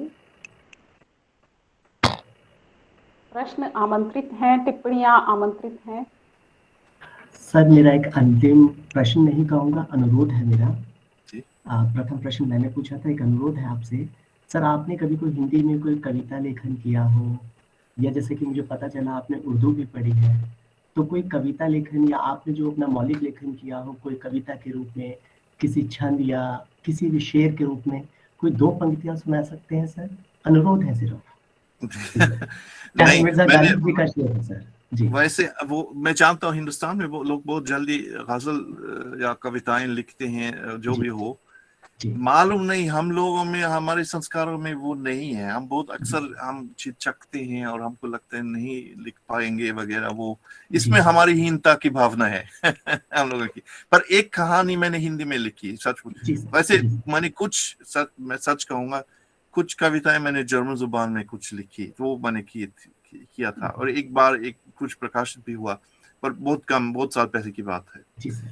पर मैंने हिंदी में एक कहानी लिखी जो अब पुनर्मुद्रित हो गया है गर्भनाल पत्रिका में, मेरे ख्याल से जनवरी के एडिशन में। इंटरनेट है कहीं, जनवरी में या फरवरी में इसी साल में। वैसे वो मैंने पहले प्रकाशित किया हंस पत्रिका में, पर वो बहुत साल पहले की बात है। फिर वो जो आत्माराम शर्मा जो एडिटर है, इन्होंने मुझसे पूछा और थोड़ा तंग भी किया, फिर मैंने इनको दिया था वैसे वो एक मैंने हिंदी में लिखी, एक कहानी।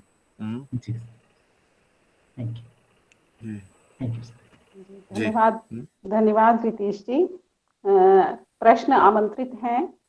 अगर किसी के मन में कोई जिज्ञासा है हिंदी की वैश्विक स्थिति को लेकर, या विदेशों में हिंदी के प्रचार प्रसार के लिए क्या किया जाना चाहिए, जैसे पीछे मैं प्रोफेसर हाइंस के साक्षात्कार देख रही थी, तो उसमें मैंने देखा कि सर ने बताया था कि विदेशों में हिंदी फिल्मों की वजह से भी लोग काफी आकृष्ट हुए हैं। हिंदी फिल्मों की इतनी ज्यादा लोकप्रियता है कि उनसे प्रभावित होकर विदेशी नागरिकों ने हिंदी सीखी है। ये इसके बारे में कुछ बताइए। हाँ, वैसे अगर आपने मुझसे 25 साल पहले पूछा था कि क्या बॉलीवुड फिल्म वो ऐसे विदेश में चल सकती है, यानी प्रवासी समाज के बाहर चल सकती है, यूरोप में, अफ्रीका में पहले से चलती है ना, अफ्रीका में, और जहां तक मुझे मालूम है एशिया में भी, गल्फ कंट्रीज में भी चलती है। पर उस वक्त 25 साल पहले मैंने शायद जवाब दिया होता कि नहीं, मुझे लगता है वहां जो सौंदर्य शास्त्र है वो हमारे सौंदर्य शास्त्र से मिलता नहीं। पर गलत निकला। यहाँ सचमुच खासकर उसी एज ग्रुप में 15 और 24 के बीच में एक हिस्सा है, वैसे मामूली नहीं है पर एक हिस्सा है जो देखने में उत्सुक है। फिल्म क्लब्स भी हैं, खास सिनेमा हॉल भी है, जैसे स्वीडन में माल्मो में एक सिनेमा हॉल है जहां ज्यादातर बॉलीवुड फिल्में दिखाई जाती है। तो इस तरह के है, ये सही है। पर ये फिल्में सब, आपको सुनने में ताजुब होगा, इन सब फिल्मों का डबिंग हो गया, तो लोग इन फिल्मों को जर्मन में, फ्रेंच में, स्पेनिश में या स्वीडिश में देखते हैं। तो आपको अमिताभ बच्चन की आवाज सुन के आपको ताजुब होगा। और लोग जो गीत है बीच बीच में, यानी हिंदुस्तान बॉलीवुड फिल्मों में गीत होते हैं जो हमारी फिल्मों में कम है आजकल। 50 साल पहले अलग सी बात थी, पर आजकल इस तरह का नाच वाच नहीं होता है हमारी फिल्मों में, और वो गीत हिंदी में है पर लोग इसमें बहुत ज्यादा दिलचस्पी नहीं लेते जहां तक मेरा अनुभव है। तो वो जो नाचना और गाना यहाँ नहीं, हमारी क्लास में अभी 2 साल पहले उस वक्त अफ्रीका से आया हुआ एक लड़का था जिनको बहुत हिंदी बॉलीवुड फिल्मों की गीत मालूम थे, उनकी समझ में नहीं आए थे, पर वहाँ वो चाँद से आए थे, चाँद में उन्होंने ये सारी फिल्में देखी और वही कंठस्थ जानते थे काफी कुछ। तो जब मान लीजिए जब हमारी पाठ्यक्रम में कोई नया लफ्ज हिंदी में आया जो इनको कभी वो एक फिल्म में गीत की याद आई, पर वो सारे दूसरे छात्र जो क्लास में बैठे सब हंसते थे, सब खुश, सबों को खुशी होती थी उस पर ये लोग भी जिनको हिंदी फिल्में बॉलीवुड फिल्में पसंद है, इन लोगों को वो संगीत ज्यादा गहरा रिश्ता नहीं बन पाता। तो वो पर कुछ लोग हैं हमारी क्लास में भी, जब मैं अपने छात्रों से पूछता हूँ, मान लीजिए पहले साल में इस वक्त, वैसे जब से हम डिस्टेंस टीचिंग करते हैं कोरोना जमाने से, मान लीजिए शुरू में 20-25 होंगे, तो मैं कभी कभी पूछता हूँ इनसे कैसी दिलचस्पी हुई, तो अलग अलग किस्म के जवाब मिलते हैं, पर एक ग्रुप हमेशा है जो कहते हैं हिंदी फिल्म संगीत है। शायद उन 25 लोगों में से 5-6 होंगे या 7-8 होंगे, पर उससे ज्यादा नहीं, लगभग 1/3 से ज्यादा नहीं होंगे। तो है इस तरह के लोग, पर दिलचस्पी अलग अलग कारणों से होती हैं। लोग हिंदुस्तान गए पर्यटक के रूप में, कुछ लोगों को योग वेदांत में दिलचस्पी है, कुछ लोगों की कोई गर्लफ्रेंड है, हिंदुस्तानी गर्लफ्रेंड है या बॉयफ्रेंड है, इस तरह की चीजें हैं, या तो कुछ लोगों ने अनुवाद में कुछ पढ़ा। अनुवाद बहुत महत्वपूर्ण भी है, यानी साहित्यिक अनुवाद, इससे लोगों की दिल तक पहुंच पा रही है भारतीय संस्कृति। पर अनुवाद ठीक होनी चाहिए, उसमें गुणवत्ता होनी चाहिए। इस गुणवत्ता को, जैसे मैंने कहा था पहले, आपको आगे बढ़ानी चाहिए। वो बहुत जरूरी है कि हम ना सिर्फ जल्दी में कुछ अनुवाद ऐसे ही प्रकाशित कर रही हैं, पर इसमें पकड़ होनी चाहिए जुबान में, टारगेट लैंग्वेज में जिसको कहते हैं अंग्रेजी में। या ततियाना बहन, तुम उस पर कुछ कहना चाहोगी? एक छोटी सी जिज्ञासा मेरी है, बहुत छोटी सी है। प्रोफेसर हेंज, आपसे एक चीज मुझे जानना है कि आप वहाँ अपने विश्वविद्यालय में हिंदी भाषा पढ़ाते हैं या हिंदी साहित्य पढ़ाते हैं? और अगर हिंदी साहित्य पढ़ाते हैं तो आपकी विशेषज्ञता हिंदी साहित्य में किस क्षेत्र में है? वो दोनों, सब कुछ पढ़ाता हूँ। वैसे प्रोफेसर मैं एक ही हूँ यहाँ, इंडोलॉजी की प्रोफेसर उपसाला यूनिवर्सिटी में, पूरे स्वीडन में मैं अकेला हूँ। और मेरे साथ एक लेक्चरर है और फिर 2 PhD स्टूडेंट्स हैं जिनको भी पढ़ाना है, और फिर कुछ ऑनरी टीचर्स है, इस तरह से है जिनको थोड़ा सा वेतन मिलता है पर बहुत ज्यादा नहीं। तो हमको यहाँ जो बच्चे आते हैं इनको हिंदी आमतौर पर नहीं आती, हमको शुरू से देवनागरी पढ़ानी है, फिर पूरे 1 साल के दौरान पूरा व्याकरण, लगभग 1,500-2,000 शब्दावली, फिर बोलचाल की क्लासेस चलती हैं साथ में, सब कुछ। तो दूसरे साल में हम साहित्य शुरू करते हैं और सांस्कृतिक इतिहास, तो मैं सब कुछ पढ़ाता हूँ। मान लीजिए मैं, जिसको अंग्रेजी में जनरलिस्ट कहते हैं, मैं एक जनरलिस्ट हूँ, तो मेरी अपनी, पर इसके साथ में हमको भी प्रकाशित करनी है, जिस तरह से हिंदुस्तान में भी है, मुझको किसी तरह से हर साल में दिखाना है कि मैंने कुछ प्रकाशित किया, बहुत पब्लिश और पेरिश जैसे कहते हैं ना। तो जैसे मैंने शुरू किया, मैंने विष्णु पुराण से संस्कृत में, फिर मेरी दिलचस्पी पुस्तक में दलित साहित्य तक पहुंचा। आपको शायद अजीब लगेगा संस्कृत से दलित साहित्य तक कैसा हुआ। बस मालूम नहीं, मेरे अंदर में वो आने लगा कि ये नई एक धारणा है, हिंदी साहित्य के लिए महत्वपूर्ण है। अभी तक बहुत कम लोगों ने विदेश में उसके बारे में लिखा, इसमें मैं कुछ काम करना करूंगा। और कुछ लेखकों से भी मेरी दिलचस्पी हुई, फिर दोस्ती भी हुई। अब सुमित्रा जी से भी मेरी दोस्ती, सुमित्रा बहन से भी मेरी दोस्ती हुई तकरीबन इस तरह से। तो वो बनता रहा, फिर इसके बारे में लिखने लगा। और फिर इस बीच में मेरी उर्दू भी आगे बढ़ाने की कोशिश की मैंने। अब मेरी उर्दू भी थोड़ी ठीक हो गई पिछले 5 सालों में, तो उर्दू भी पढ़ाता हूँ साथ में। पहले भी मैंने एक कोर्स पंजाबी प्रवेश भी किया, वो कई साल पहले की बात है। उस वक्त मैंने सिखिज्म पर मैंने लिखा, एक किताब भी निकली उसमें, तो बहुत कुछ किया मैंने। और मालूम नहीं, जो भी मेरे अंदर में जो दिलचस्पी शुरू हो रही है, किसी तरह से इसके लिए मेरी जिंदगी में एक जगह बनाई, ये मेरा बड़ा सौभाग्य है। अभी तक मैं जानता हूँ हर एक को वो सौभाग्य नहीं होता, वो सब मैं जानता हूँ, पर मैं शिकायत ज्यादा नहीं करूंगा। जो भी मैं करना चाहता था मैं कर सका। वैसे शिकायत करने के अंदाजे में हम पहुंच पा रहे हैं। मैं भी शिकायत भी कर सकता था पर अब इसमें जो भी दिलचस्पी मेरे अंदर में हो रही है, यहाँ कोई बाधा नहीं है अभी इस वक्त, कम से कम। पहले भी नहीं था, ज्यादातर वही मैंने फॉलो किया जो मेरी अंदर की आवाज, क्यों मानिए और कभी कभी मेरे समझ में भी नहीं आई ये कैसे हो रहा है, क्या हो रहा है तुम्हारे साथ वगैरह।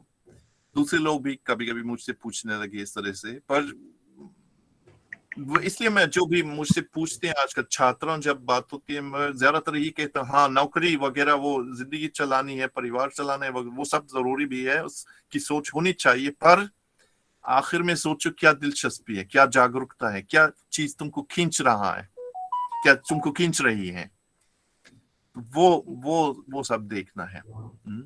धन्यवाद प्रोफेसर हेंस, धन्यवाद। शुक्रिया धन्यवाद आपको। जी, यह जुनून ही था, यह जिजीविषा ही थी, तभी आप 124 शोध पत्र लिखे हैं प्रोफेसर साहब ने, और वो प्रकाशित हो गए हैं। इतने ज्यादा है? अरे वाह। मैं आपका चेक कर रही थी जब इंटरनेट पे बायोडेटा मैंने देखा था, तो वो सारी डिटेल्स मैंने देखी थी कि 124 आपके पहले मेरे अंदर में बहुत शक था अपने पर, वो मेरे अंदर में भी वो हीनता की भावना थी। मैं बहुत मुश्किल से लिखता था 10 साल पहले तक, तकरीबन या 15 साल पहले तक। अब मालूम नहीं, उम्र के साथ मैं आजकल आसानी से लिखता हूँ, ये कह सकता हूँ। वैसे अभी भी अपने को धकेलना है वगैरह, वो सब जरूर है, पर वो मैं आजकल आसानी से लिखता हूँ। जी, बहुत अच्छी बात है जी। अभी आदित्य त्रिपाठी जी का प्रश्न के लिए उन्होंने अपनी जिज्ञासा दिखाई थी। आदित्य जी। हाँ मैम, नमस्कार। नमस्ते। प्रोफेसर हेंस का, मैडम टेटियाना और हमारे वरिष्ठ प्राध्यापक डॉक्टर अनिल राय सर, और हमारे सम्मानित शिक्षकगण और मेरे विद्यार्थियों, मैं इस लेक्चर से काफी प्रभावित हुआ, बहुत अच्छा लगा मुझे। मैं सिर्फ यहाँ पे अपनी एक लाइन ऐड करना चाहूंगा। जो प्रोफेसर हेंस ने कहा कि स्वीडन में रह के वो काम कर रहे हैं और हमारी हिंदी, जिसको हम हिंदुस्तान की भाषा कहते हैं, उस भाषा को सशक्त कर रहे हैं वहां से रह के भी। तो मैं यहाँ पे बताना चाहूंगा कि हाल ही में अगर आपने देखा होगा, थोड़ा सा मेरा वक्तव्य ऐसा ना हो कि कुछ राजनीतिक लिया जाने लगे, ये पॉलिटिकल कमेंट नहीं है, लेकिन आपने देखा होगा कि जो वर्तमान में हमारे प्रधानमंत्री हैं, चाहे वो संयुक्त राष्ट्र संघ का सम्मेलन हो, चाहे वो विदेश में कहीं भी जाते हैं, तो उनके वक्तव्य हिंदी में होते हैं। और वो कभी भी ये नहीं कहते कि जैसे पीछे ऐसे प्राइम मिनिस्टर रहे या हमारे मिनिस्टर्स जाते थे विदेशों में, तो वो वहां की भाषा को, यानी कि इंग्लिश भाषा में, अंग्रेजी भाषा में अपना वक्तव्य देते थे।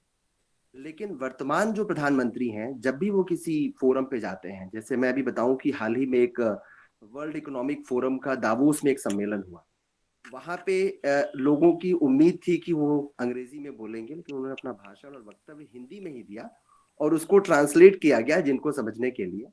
तो ये बहुत ही गर्व का विषय है हम भारतवासियों के लिए और उन सब लोगों के लिए जिनके लिए हिंदी भावना का विषय है। हाँ सही है। तो हमें बड़ा अच्छा गर्व की अनुभूति होती है कि हम स्थानों पे जाकर अपनी भाषा बोलते हैं। इसके साथ में एक और बात कहूंगा। एक बार मैंने सुना वो यानी नरेंद्र मोदी खुद अपने बारे में कहते हैं, सही भी है, कि मेरी अंग्रेजी बहुत अच्छी नहीं है।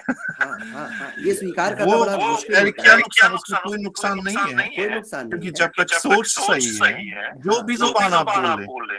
और ये आप हम सबको मैं यहाँ पे बताना चाहूंगा कि उनका ये कहना है कि मैं अपनी बात को अभिव्यक्त हिंदी में जितने अच्छे से कर सकता हूँ, अंग्रेजी में नहीं कर सकता। हाँ, तो अभिव्यक्ति, भाषा अभिव्यक्ति का माध्यम है, ये हम सिद्ध कर रहे हैं। और हमें गर्व है कि अब हिंदुस्तान में भी हम सभी के अंदर ये भाव आ रहा है कि हमें हिंदी बोलने में कोई परहेज नहीं है। और प्रोफेसर हेंस तो हमारे लिए एक लाइव एग्जाम्पल है, एक कहते हैं जीता जागता उदाहरण है। मैं अंग्रेजी के शब्द प्रयोग कर रहा हूँ, मुझे माफ कीजिएगा।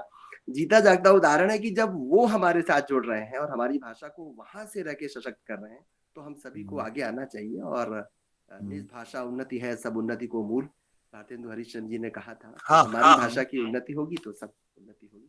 इन्हीं शब्दों के साथ सभी को धन्यवाद। मैम, आपका बहुत आभार मुझे अवसर देने के लिए, बहुत बहुत धन्यवाद। थैंक यू सो मच, धन्यवाद। जी धन्यवाद आदित्य जी सारगर्भित टिप्पणी के लिए। और निस्संदेह हमारे प्रधानमंत्री जी का यह प्रयास बहुत सराहनीय है कि हिंदी में वह अपना वक्तव्य विदेशों में जाकर हिंदी में वक्तव्य देते हैं, और इससे हिंदी के प्रचार प्रसार में भी बढ़ोतरी होती है, हिंदी का मनोबल बढ़ता है। महेश रौटेला जी को मैं अभी देख रही थी, वह कार्यक्रम से जुड़ गए हैं, तो मैं उनका प्रश्न आमंत्रित करती हूँ। महेश रौटेला जी।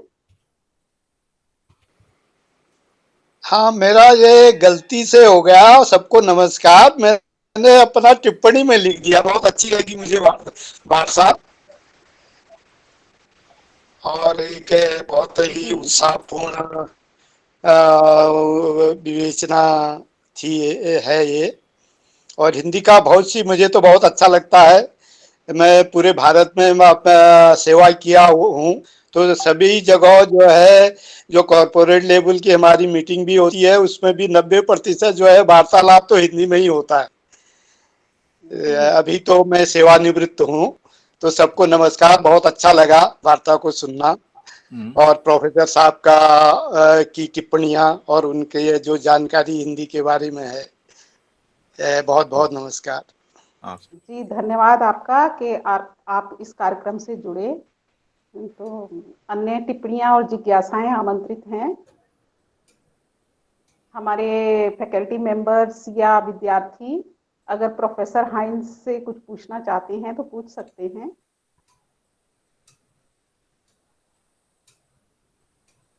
मैम, मैं कुछ निवेदन करना चाहूंगा। जी जी जरूर, आपका प्रश्न आमंत्रित है। स्वागत है आपका राजीव जी। नमस्कार मैम। प्रोफेसर हाइंस सर, आपका बहुत बहुत स्वागत है हमारे कॉलेज में, और बहुत अच्छी वार्ता लगी। दुर्भाग्यवश मुझे बीच में थोड़ी देर के लिए निकलना पड़ा था, पर मैंने वार्ता पूरी सुनी। जब प्रश्नकाल शुरू हुआ तो उस समय मैं थोड़ी देर के लिए गया हुआ था। तो बड़ा सौभाग्य का विषय है कि हम लोगों को, जैसे प्रोफेसर साहब ने कहा कि इस पेंडेमिक के दौरान कम से कम एक चीज तो ये अच्छी हुई कि ये आभासी दुनिया के माध्यम से हम लोग एक दूसरे से संपर्क में आए और नए नए कार्यक्रम हम लोग करवा पा रहे हैं।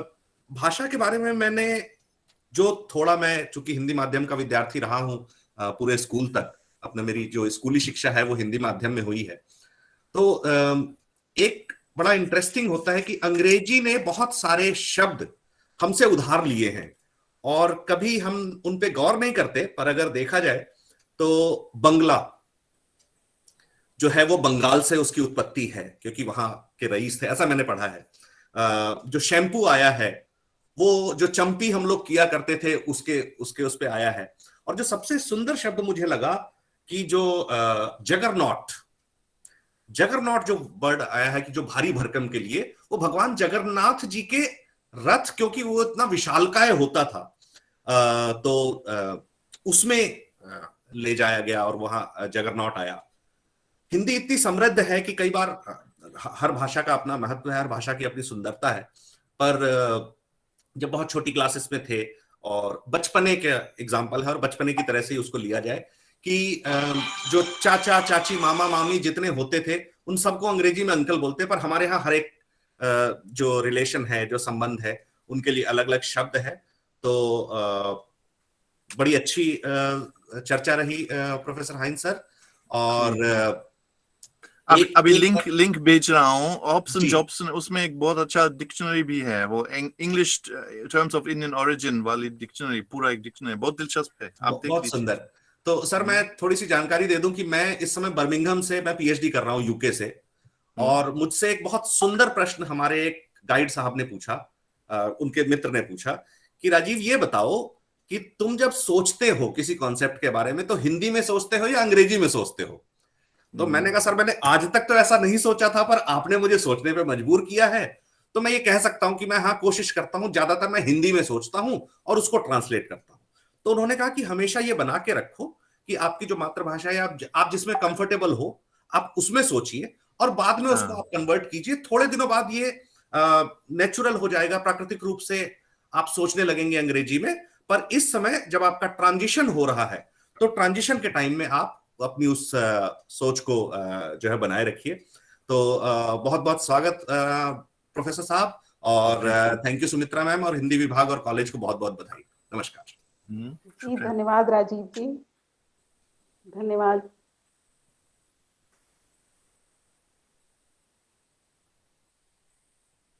अगर किसी की कोई टिप्पणी या जिज्ञासा हो तो प्रश्न आमंत्रित हैं।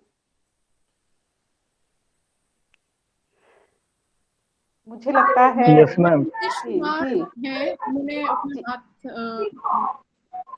क्वेश्चन के लिए रेज किया। उन्होंने नीतीश कुमार है।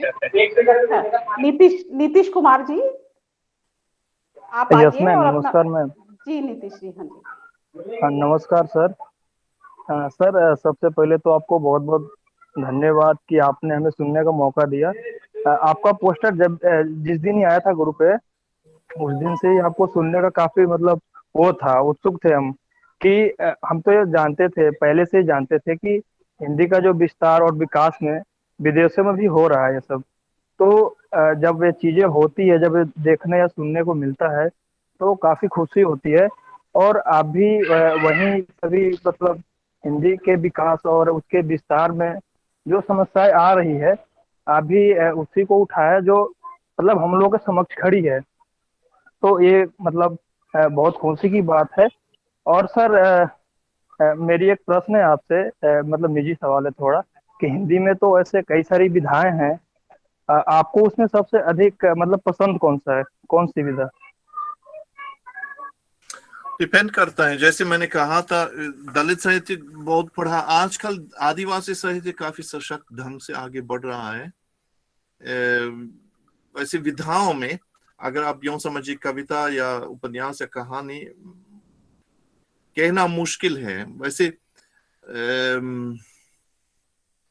कविताओं में मैं जैसे उदय प्रकाश को बहुत मानता हूँ। वैसे अनुज लुगुन एक आदिवासी लेखक है, बहुत अच्छे लिखते हैं, बहुत अच्छी कविताएं लिखते हैं। और यासिंटर केकेटा है, बहुत अच्छी लिखती है। उदय प्रकाश में उनकी कहानियां मैं भी पसंद करता हूँ, उनकी उपन्यास भी सशक्त है। बाकी कई लोग हैं, कई चीजें मैं पसंद करता हूँ, मैं कहना मुश्किल है। जी धन्यवाद सर। जी, आपकी पीए जो पोस्ट डॉक्टरेट है वो दलित साहित्य पर ही है, तो उसमें तो आपने सभी विधाओं को शामिल किया होगा, उपन्यास, कहानी। जब नाटक मैंने उस वक्त नहीं लिया था। वैसे नाटक में वो परेशानी है, नाटक दलित नाटक कम है, वैसे नुक्कड़ नाटक है, इस तरह के हैं, पर थोड़ा कम है। मराठी में ज्यादा है, पर हिंदी की दुनिया में अभी उपन्यास भी बहुत कम है। ज्यादातर या तो कहानियां हैं या कविता है, और आत्मकथाएं भी आजकल काफी हैं। उस वक्त आत्मकथाएं उस वक्त थोड़े कम थे, पर अब तो है काफी। रचे जा रहे हैं, मगर अगर संख्या की दृष्टि से देखा जाए तो कम है। सुशीला टाकभोरे जी के 2 नाटक आए हैं, नंगा सत्य है और रंग और व्यंग है। हाँ। तो बाकी हाँ, ये मैं सहमत हूँ आपकी बात से कि कहानी, आत्मकथाएं और कविताएं, इन विधाओं में ज्यादा सृजन हो रहा है दलित साहित्य का। तो जैसे जैसे अजय नावारिया का एक नॉवल है उधर के लोग, पर मुझको लगता है उसमें उन्होंने शायद मेरा नाम भी लिया था, सीधे नहीं किया, पर थोड़ा सा एक जर्मन प्रोफेसर का वो लिया था। वैसे पर बहुत, मैं क्या कहूँगा, उनकी कुछ कहानियां मैं बहुत मानता हूँ, पर नॉवल इतना अच्छा नहीं है। बस ऐसे कहूंगा। पर इनकी कहानियां मेरे ख्याल से आगे, वो बहुत बड़ा सवाल है अभी। जैसे आजकल जादुई यथार्थवाद का बड़ा फैशन है, और क्या इस तरह का कुछ दलित साहित्य के अंदर में भी बन सकता है कि नहीं, वो एक बहुत, अब हम इस पर बहस नहीं करेंगे, पर वो अपने आप में एक सवाल है। जैसे उदय प्रकाश उसमें भी बड़ा है जादुई यथार्थवाद में, कुछ हद तक अजनावारिया उसमें भी कुछ कोशिश करते हैं, कुछ प्रयोगशाला की तरह। मुझे लगता है अगर हम भविष्य की तरफ देखते हैं, साहित्य किस तरफ जा रहा है, वो बहुत लोग मानते हैं कि वो जो जिसको वैसे नाम है प्रेमचंद ने खुद दिया था, वो उद्देश्योन्मुख यथार्थवाद। उद्देश्योन्मुख तो सही है एक तरह से, पर यथार्थवाद का मतलब आखिर में हमको, जैसे आप देख लीजिए पश्चिमी साहित्य या पूरी दुनिया, वर्ल्ड जिसको वर्ल्ड लिटरेचर कहते हैं, उसमें हम पूरी तरह से अभी कम से कम 40 साल से हम यथार्थवाद से, ऐसा नहीं है कि यथार्थवाद खत्म है, पर यथार्थवाद से आगे जा रहे हैं लोग, या तो जादुई यथार्थवाद या दूसरे किसी एक खास यथार्थवाद। और ये जो उद्देश्योन्मुख, वो भी आजकल बहुत ज्यादा निराशावाद है पूरी दुनिया में। बहुत लोगों को बहुत फिक्र है कि आगे में भविष्य क्या होगा। अब क्लाइमेट इफेक्ट चल रहे हैं, आबादी बढ़ती रहती है, कहाँ जा रही है। अब चीन आगे बढ़ रहे हैं, हो सकता है कि तीसरी अगर कोई महायुद्ध हो जाए तो उसमें न्यूक्लियर बम्स का भी, परमाणु बम का भी इस्तेमाल करेंगे। तो बहुत फिक्र है लोगों के अंदर में, दिलों के अंदर में वो है। तो यथार्थवाद, उद्देश्योन्मुख कहाँ है हम? वैसे आखिर में प्रेमचंद खुद उद्देश्योन्मुख नहीं थे। यानी गोदान में उद्देश्य क्या है? गोदान में कोई उद्देश्य दिखता नहीं ठीक से। जी, उन्होंने उस समय में जो देश में कृषकों की जो बिल्कुल सबाक यथार्थ स्थिति थी, उनकी जो चुनौतियां थी, उनको बहुत ही सटीक ढंग से, बहुत ही जीवंतता से प्रस्तुत किया है। और इसीलिए वो क्लासिक्स में शामिल है गोदान, मुख्य तौर से अगर देखा जाए तो। वैसे तो समानांतर वहां पे शहरी जीवन की कथा भी चलती है, मगर अगर गोदान को मुख्यतः जो याद किया जाता है, वह कृषक जीवन की समस्या की वजह से ही याद किया जाता है। जी जी। मैं मैडम टैटियाना, मैं शायद उच्चारण ठीक से नहीं ले पा रही हूँ, मैं उनको आमंत्रित करना चाहूंगी अगर वो 2 शब्द कहना चाहें। बहुत बहुत धन्यवाद कि आपने मुझे ये जी अवसर दिया है कि मैं भी बोलूं इस सम्मेलन में।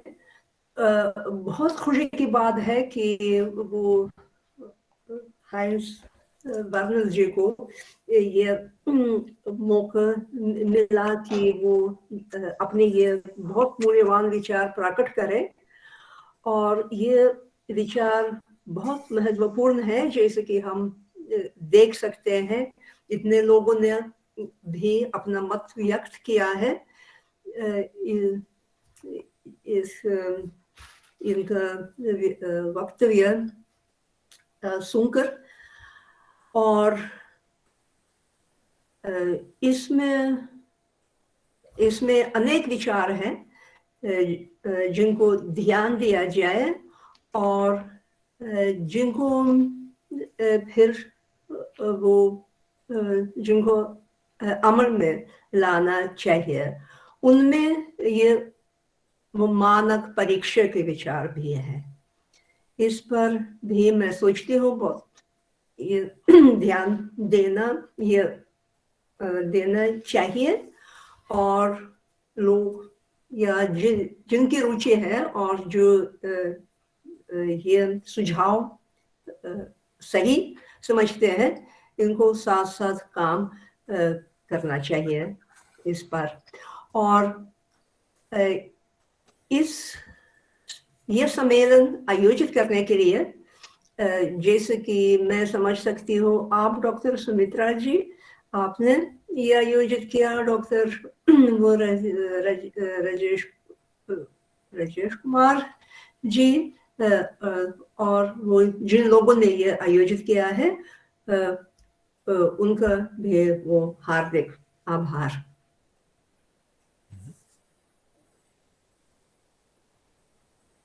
आपका माइक्रोफोन ऑफ है सुमित्रा जी।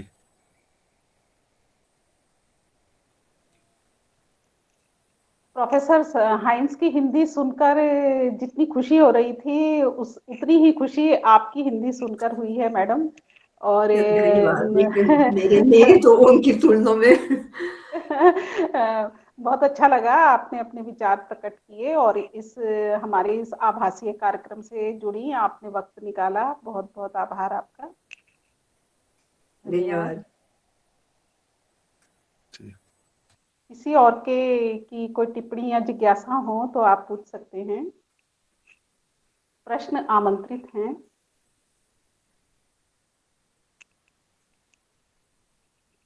तो मुझे लगता है कि आज के लिए काफी।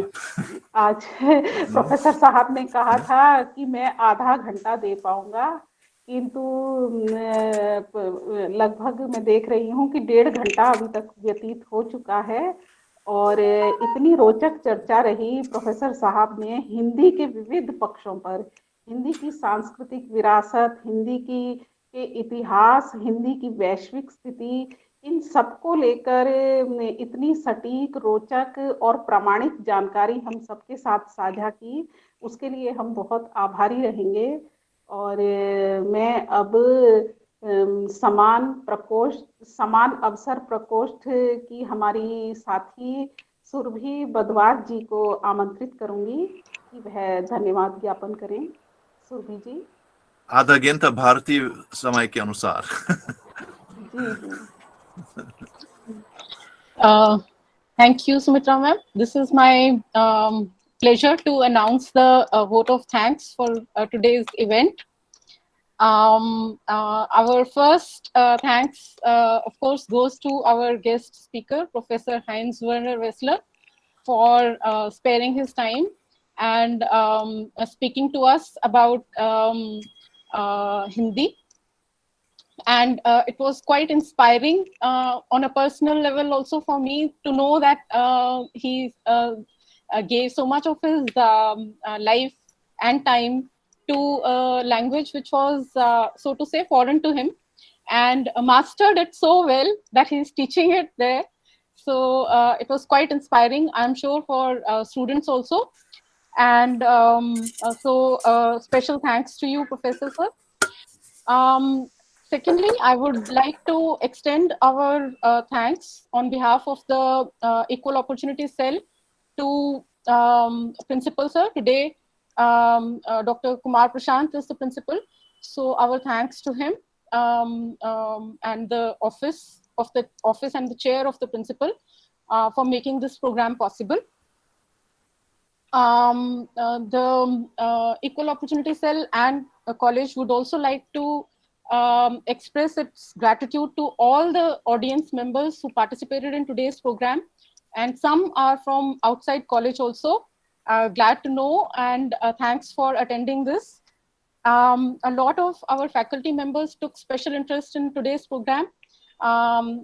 Big thanks to all of you to showing your interest and also commenting, remarking, and also asking questions to our guest speaker. Another thanks is due to Ritesh Bhardwaj. He cooperated in the organization of this event. Dr. Ramroop Meena, who also actually belongs to the Equal Opportunity Cell. And lastly, but not the least, on behalf of everyone from the college, to Dr. Sumitra. She introduced us to such a renowned personality and gave us an opportunity to listen to him. So thanks are due also to Dr. Sumitra. Thank you, everyone. Thank you very much.